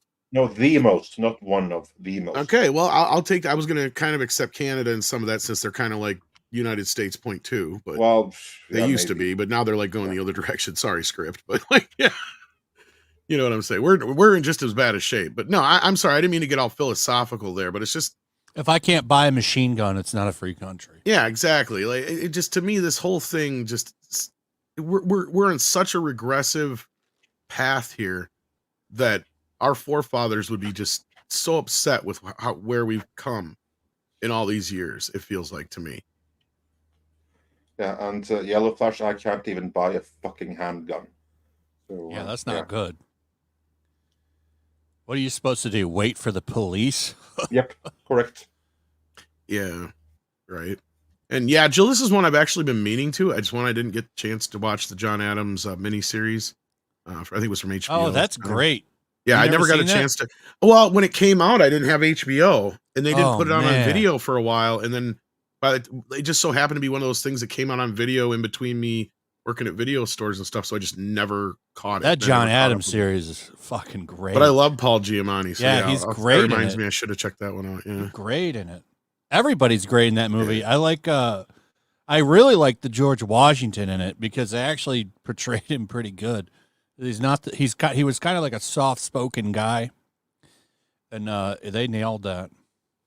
But anyway, back to the main topic at hand here. I mean, this to me just screams, like I said, looking at it, it looks like something now that, like I said, I look at it, it's like, oh, of course, this is just a big DEI scheme or whatever you want to call it.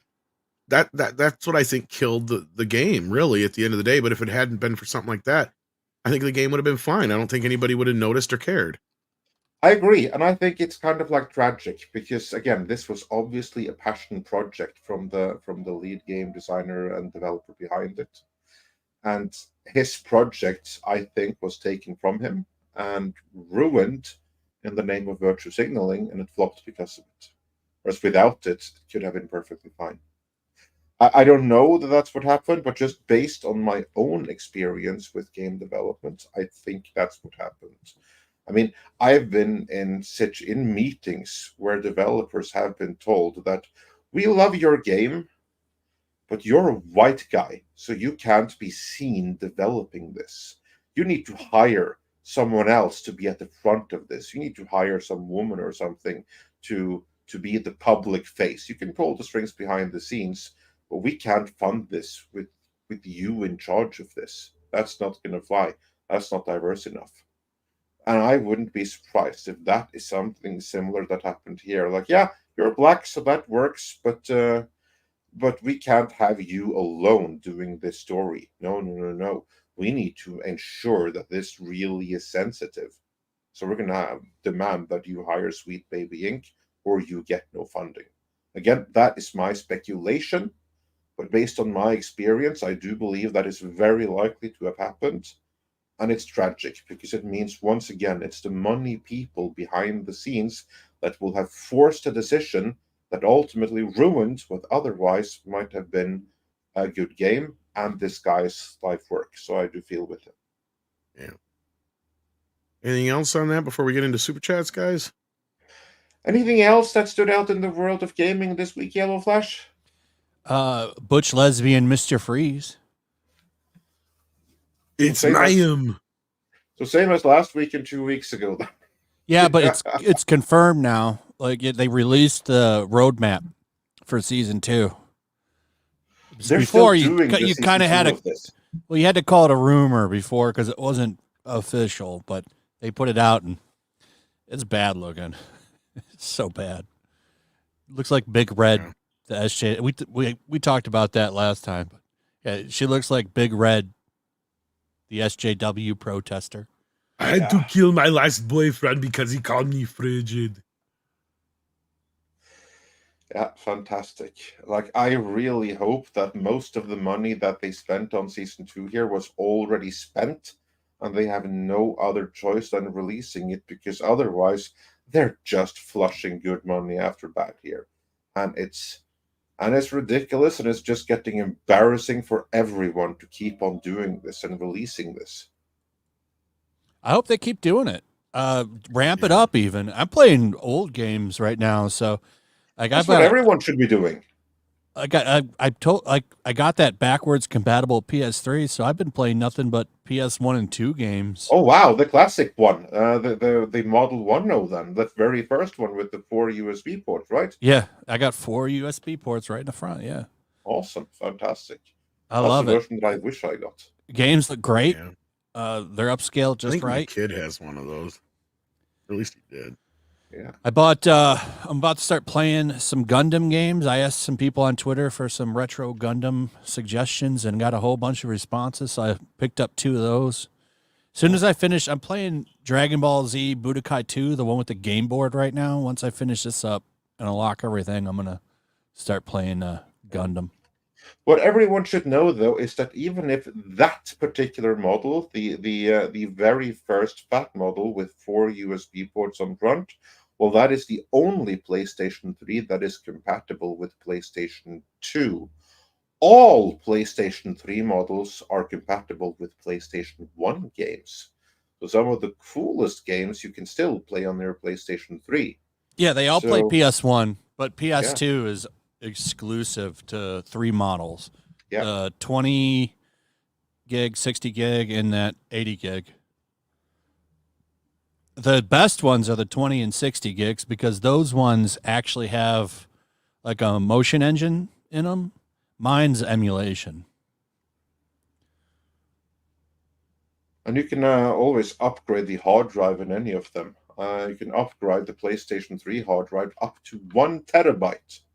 I discovered that's the limit when I try to upgrade it up to 2 terabytes. It stops at 1. But yeah, you can get a lot done with 1 terabyte hard drive in your PlayStation 3. Still the best gaming console released to date, you ask me. And if you have one, yeah, whenever there's a new AAA game released, you'd probably be better off playing a classic than anything brand new. But yeah, with that, let's move on with the super chats. Let's do it. We've got Hyper Guyver 2 who says no, July is American Pride Month. That's right. And then Master Clockwork says Disability Pride Month, so progressives. Yeah. Chris K sends in 5 and says the age of consoles is over. Now is the age of the PC. Rig. Andre, what wisdom have the metal gods have to share with us this week? Well, I don't have my metal theme anymore because my thing, so I'll just go. There you go. I really have to start preparing more for these things. I'll start with that from next week, I think. But no, what I registered is that this week, at least in Norway, the metal festivals this year have been truly amazing. And you've been shit out of luck if you've been trying to get tickets for them the last 2 months. But the tickets for next year's festivals, at least in Norway, and I'm guessing increasingly around Europe, are starting to be on pre-sale. So get in early would be my recommendation with more metal news to come. Indeed. And then we've got Lester San Jose, the Skeptic Tank, who's been a member for a year. Thank you for that. Yay. Rambam 3000 sends in £2 and says Ricky Berwick already called these people out. I didn't see his call out, but I don't know if he did a video or just a Twitter post, but I wouldn't be surprised. Lester San Jose, the Skeptic Tank, also sends in $8. Thank you so much. Says don't know to be offended by this month's clinically diagnosed retard or Asian American Heritage Month. Does this mean I get to smack talk freely? No, Yes. because if you are Asian, you are too close to white, which means so get back in the line and shut up like the rest of us. Yes, that's what it means. So yeah, no, not sufficient diversity points for you. Can't get into universities or anything. Or am I wrong with this? Of course, you can say what you want with us, but with the woke crowds, I believe you're probably not quite diverse enough. Yep. Indeed. Unless you vote a certain way, then that gives you some additional points. I say you can do whatever you want. Yeah. So say we all. Do whatever you want. Let's see. We got Kalekioki in the house who sends in $10 and says you can tell the difference between real gaming companies and retarded ones. Real ones work tirelessly on making full-fledged quality games. Others can't stop pandering, and their quality suffers for it. Yeah, indeed. But a big problem here is the funding. When you have like directives that come from above, that if you want the game to be released on this platform, or you want to get access to this funding, you need to include this, this, and this. What's tragic about that is that sometimes can ruin games that otherwise would have been great games, because there's no other way to get them released, which is tragic. But I do see where you're coming from. But sometimes even if the game developers really mean well, other factors can come screw their games up. there you go. Then we got Kalekioki sending in another 5. Thank you. So somehow we weren't dealing with this disability and representation nonsense in the 1990s and early 2000s. We never knew how good we had it then. Yeah, and a lot of technological advances and such happened then. And again, like I said, if I'd have known, I would have tried to get at least one or two of the disabled gamers that I know to come on and speak to this stuff, because yeah, I'm sure that's a big issue for a lot of them. And I'm not a gamer, but when I do see their videos pop up, 9 times out of 10, that's what they're talking about is certain accessibility issues, or that's how they're able to play, is that they have these accessibility things to be able to play these games. So it does help. It does make a difference, and everybody wants to play. So yeah, no one minds that. It's the virtue signaling that goes around it, which is taking it too far. Beyond that, I do agree, though. We really had it good in the 90s and early 2000s. Unfortunately, you don't appreciate that at the time, because you don't know that you are in the height of Western civilization while you are living in it. And you don't know that the decline and fall is in front of you, and it's coming fast. I mean, the 90s weren't all. Yeah, I just say the 90s weren't all wine and roses, though. We did have some issues with the whole PC culture. Well, of course, we had issues, because that's kind of like when it started. But overall, though, I mean, looking back, it was pretty good. It was pretty good. We had it too good. We had it so good that's when the problems came. That I'll definitely agree with. Script has to be leaving us soon. Did you want to go now, or did you want to wait a few more minutes yet? Well, I would love to hear Script's thoughts on this particular question. At very least. Yeah, I was going to say, Robert sends in 5 and says, "Have you heard that Daredevil is now 2 seasons of 9 episodes each due to restructuring, but it's now very connected to the Netflix season's thoughts?" This is one of the most hilarious things ever. Script, do you have any thoughts on the Netflix Daredevil connections?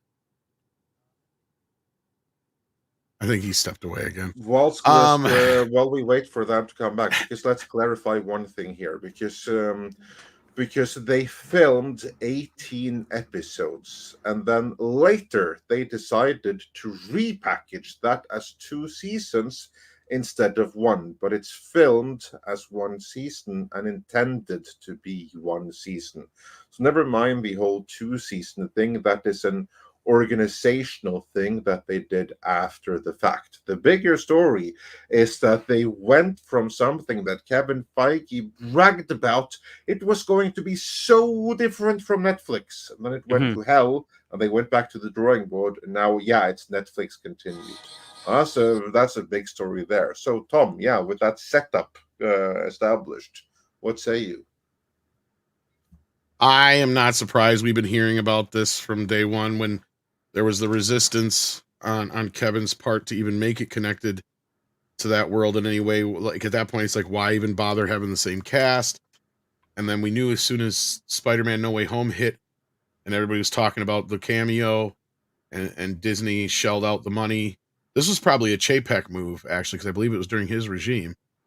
He probably gave them pressure to get it to be more like the Netflix version. And at that point, I know they had done some restructuring to kind of reconfigure it a bit. And this is a lot of it coming from Vincent D'Onofrio, who I think twice had confirmed that they had done more and more reshoots, and it's going to be closer to the Netflix series now from what we've been hearing. Well, we heard in September that they threw out the original production that they did because it did not perform well. And so they even brought back Karen Page. They brought back Foggy Nelson. They're trying to make this more connected to the Netflix series because they know there's an audience there. I mean, it's a nudge in the right direction for Marvel to say, you know what, we're not going to distance ourselves from the people that liked this thing that was canceled essentially prematurely to a degree because Marvel wanted to do their own TV thing. They broke their ties with Netflix, and that basically got rid of the Daredevil show, the Luke Cage show, which was kind of already on the decline by second season, the Jessica Jones show, which I didn't even watch season 2 because it started so oddly. And who cared about Iron Fist at that point? They just completely failed to get that working in the direction it needed to. So it's a good sign. The fact that they're breaking up into 2 seasons out of the 18 that they shot is twofold. First fold is that they probably are only able to meet their deadline with regards to completion of the first 9 for the initial airing, and so they want to buy themselves more time. Second part is, you got 2 seasons of a new Daredevil show that's already been shot in the can. We can stretch that out to retain more customers on Disney Plus now because we can actually put a gap in there, so we can get maybe 2 or 3 months in between of people still subscribing before we bring it back, season 2, unless they decide to make it a full year apart. Whereas Netflix has been doing the thing where they split up the seasons into multiple parts. So we have the Stranger Things part 1 and part 2 of season 5, I think. We've got also Cobra Kai is being broken up into 3 parts, essentially, across the year. Well, that one I understand a bit more because that was because of the resistance on Netflix's part, and then they got caught up in the strike. But yes, yeah. But in addition to that, they got 5 extra episodes. So Netflix is like, well, let's just kill 2 birds with 1 stone. Instead of holding on for people for 1 extra month for the first half of the season, we can now hold on to them for a minimum of 2 extra months. Now with this, we kind of predicted some of this kind of shit too, because this is what we've been saying all along. Is like, why would people stick around for more than a month when you can just wait till the show's done, sign up, and disconnect after a month? Yeah, exactly.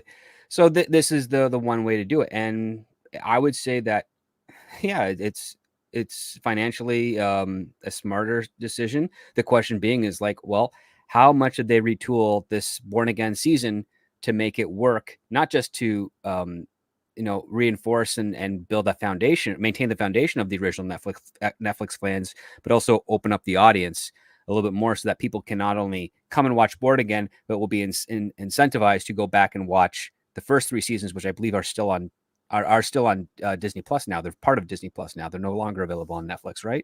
Correct. Chapek bought them. So that's what they're ideally trying to do. The question being is, well, they did purge a lot of the writing team from the original production of it, and they brought in a new writing team after the writer's strike to fix it. It was still under Marvel before they did their 15 producers that were activists purge. So we don't know what sort of influence those 15 might have had on this show. So it's still up in the air. We got to wait to see some advertisement to get a feel for what they're trying to do with this new series. Yeah. My worry, though, and this is, as you've said before, is that the people that have been retooling this are people that Marvel already had on retainer. These are their own people. Now, have they been able to actually do something that is akin to what Netflix was doing? Or is this going to be an MCU show in a Netflix skin suit? And that kind of is my worry, that they haven't gone far enough in retooling, because I think that when they shut down and they started up again, it was an uncomfortably short period of time. I mean, it was long, but considering that you are basically rewriting an entire series, to me, it's just seemed too short. And So rewriting it in a very condensed period of time. Honestly, I think the reason the rewrites came in is because they were retreading so much ground they had already tread that they knew if they were going to try and present this as any kind of follow-up, they'd have to fix that. So that's probably half of it. The other half is they probably amped up the violence and the action a bit more. So I got to, because even just from the earlier stuff we were seeing, it looked awfully bright and colorful. Are they going to fix him being a giant pussy and running away from Echo, or? I don't know about that. Yeah, we'll have to see how they handle that shit. That's the exact big kind of thing that they need to fix, because now the problem that they have the problem of She-Hulk and they have the problem of Echo. And this then is something that has to try to reconciliate those two things with the Netflix series. And it has to do it while rewriting a complete season, and hopefully spiritually be closer to what Netflix was doing than what they were doing in the first place, which even they recognized wasn't working. Can they do it? I hope so. But I am worried. I'm gravely worried. And then we've got, let's see here. We got Marksman117B who sends in $1.99, says the game maker is former SBI employee, if correct. Well, isn't that kind of how a lot of this is? There are a lot of crossover there. And then they find a way to inject themselves into the company itself, or they're part of the company itself already. It's also like if you're a Titus consultant, you're opened up for internal hiring posts, so then you can then move that way. There you go. I was going to say, it always seems like there's some sort of connection somewhere in that sense.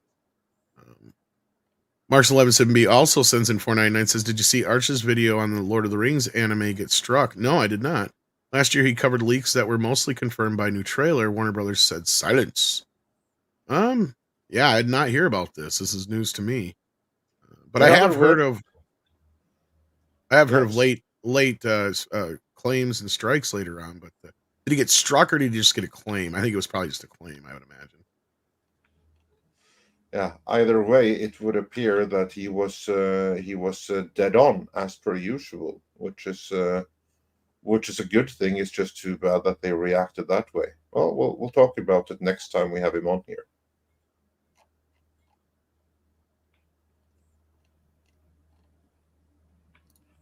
But beyond that, don't know too much about it at this point. Yeah, I just talked to him recently, but it was like last week or whatever. But this is news to me. I'll have to check into that, or we'll have to ask him about it when we have him on again. Hyperguyver sends in 2 and says Japan has rejected AC Shadows. Assassin's Creed Shadows with Yasuke. Yes, I'm actually planning on doing a video about it, but Yellow Flash, I'm sure you can talk a little bit to this, because this is right into the video game industry with Assassin's Creed Japan deviating quite significantly from previous Assassin's Creed games. Japanese people are pissed, and they have a petition out talking about it, and it's up to 50,000 signatures, but it needs to be Japanese people. So I'm trying to tell people, if you're from America, don't go sign that petition, because a bunch of Western people signing it makes it fucking meaningless. Exactly. It needs to be people from Japan only. Yeah. And 50,000 people signing from Japan, that doesn't sound like a lot. So many more Japanese signatures will be needed for that. That's pretty much it. We'll see. It's kind of the same thing. It's the same thing I say about the other virtue signaling and other shit when it comes to anybody who's in the LGBT community or black or what have you. You guys have to stand up and say enough's enough. Yeah, you're going to go through some crap where some people are going to say you're just being Uncle Tom's or whatever it may be, and whatever your situation may be. But guess what? They're just projecting onto you. That's all. And I've seen some of the more racist shit come from them guys anyway, especially when you see somebody of diversity go against their narrative. They freak the fuck out. And they start to show their true racist colors real quick. Like, look at the shit that Eric July has to go through and stuff like that. Like Jesus. But anyway, Jesus Davila has gifted a membership. Thank you for that, Jesus. We appreciate the support. And then HID or HI Dragon Star says with $5, Asians are too white. DI is just anyone who doesn't want to put the work in. MEI is where IT going to. Now the rest has to follow. So what's the difference between MEI and DEI? I am not entirely sure in this moment. That's something I have to look up. Marxism, equity, and inclusion? I don't know. I guess. Oh, well, no, they consider Asians white people.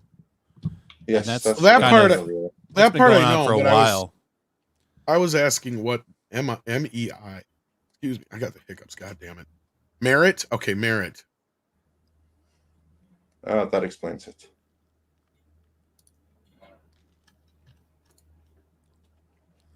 That's why I've been so quiet. I'm sitting over here with the hiccups. God King sends in 14 South African rands and says, "When is Disney going to go to outside to get talent?" Never. Never. They never have. They never will. Yeah, they're one of the biggest bubbles in Hollywood, basically. Yeah. I mean, when you hear stuff like Star Wars or Lucasfilm is its own island, then yeah, they can pretty much avoid all the other hoopla. But Disney, they're one of the more incestuous companies I've ever seen, and I mean that in a sense that nepotism abound. It all is about who you know. Yeah. So I wouldn't expect any big changes from Disney anytime soon. Although it really should, because if there's a company that desperately needs new blood and to get back the talent that it has lost, it's Disney. And High Dragon Star clarifies for $2. MEI equals merit, excellence, and intelligence. That's the first time I see that. But yeah, I hope that catches on. That'd be nice. I really hope so too, because that's exactly what is needed to counter DEI. And the beauty with MEI is that it can be anyone. There is absolutely nothing from preventing anyone, black, disabled, gay, or anything else from being hired or anything. You just have to be the best at what you do, and it's all good. Yep.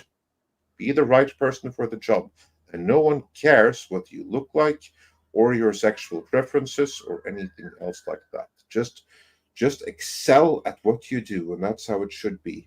That's the beauty with meritocracy. It doesn't discriminate. Well, it does against lazy people, but that's pretty much it. Yeah.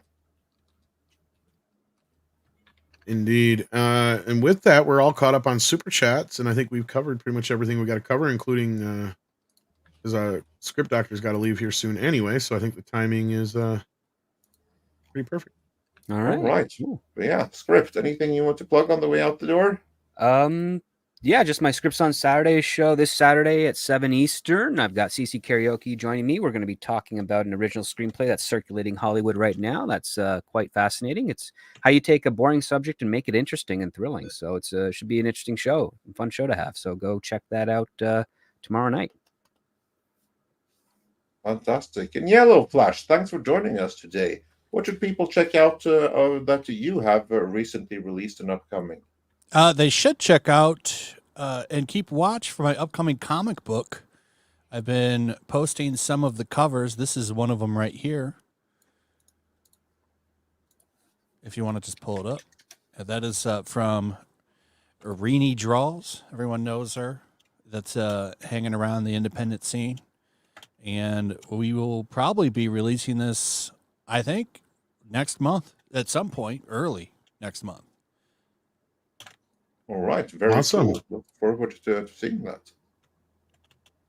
Yeah, I'm looking forward to putting it out. Everything will be done when it launches. So you'll get it pretty quick. And I'll have more to talk about on that tomorrow for Flashcast. All right. Well, I should be there. Fantastic. Anything else we got going on, Andre? No, we have more videos coming over the course of the weekend, so just check back for that.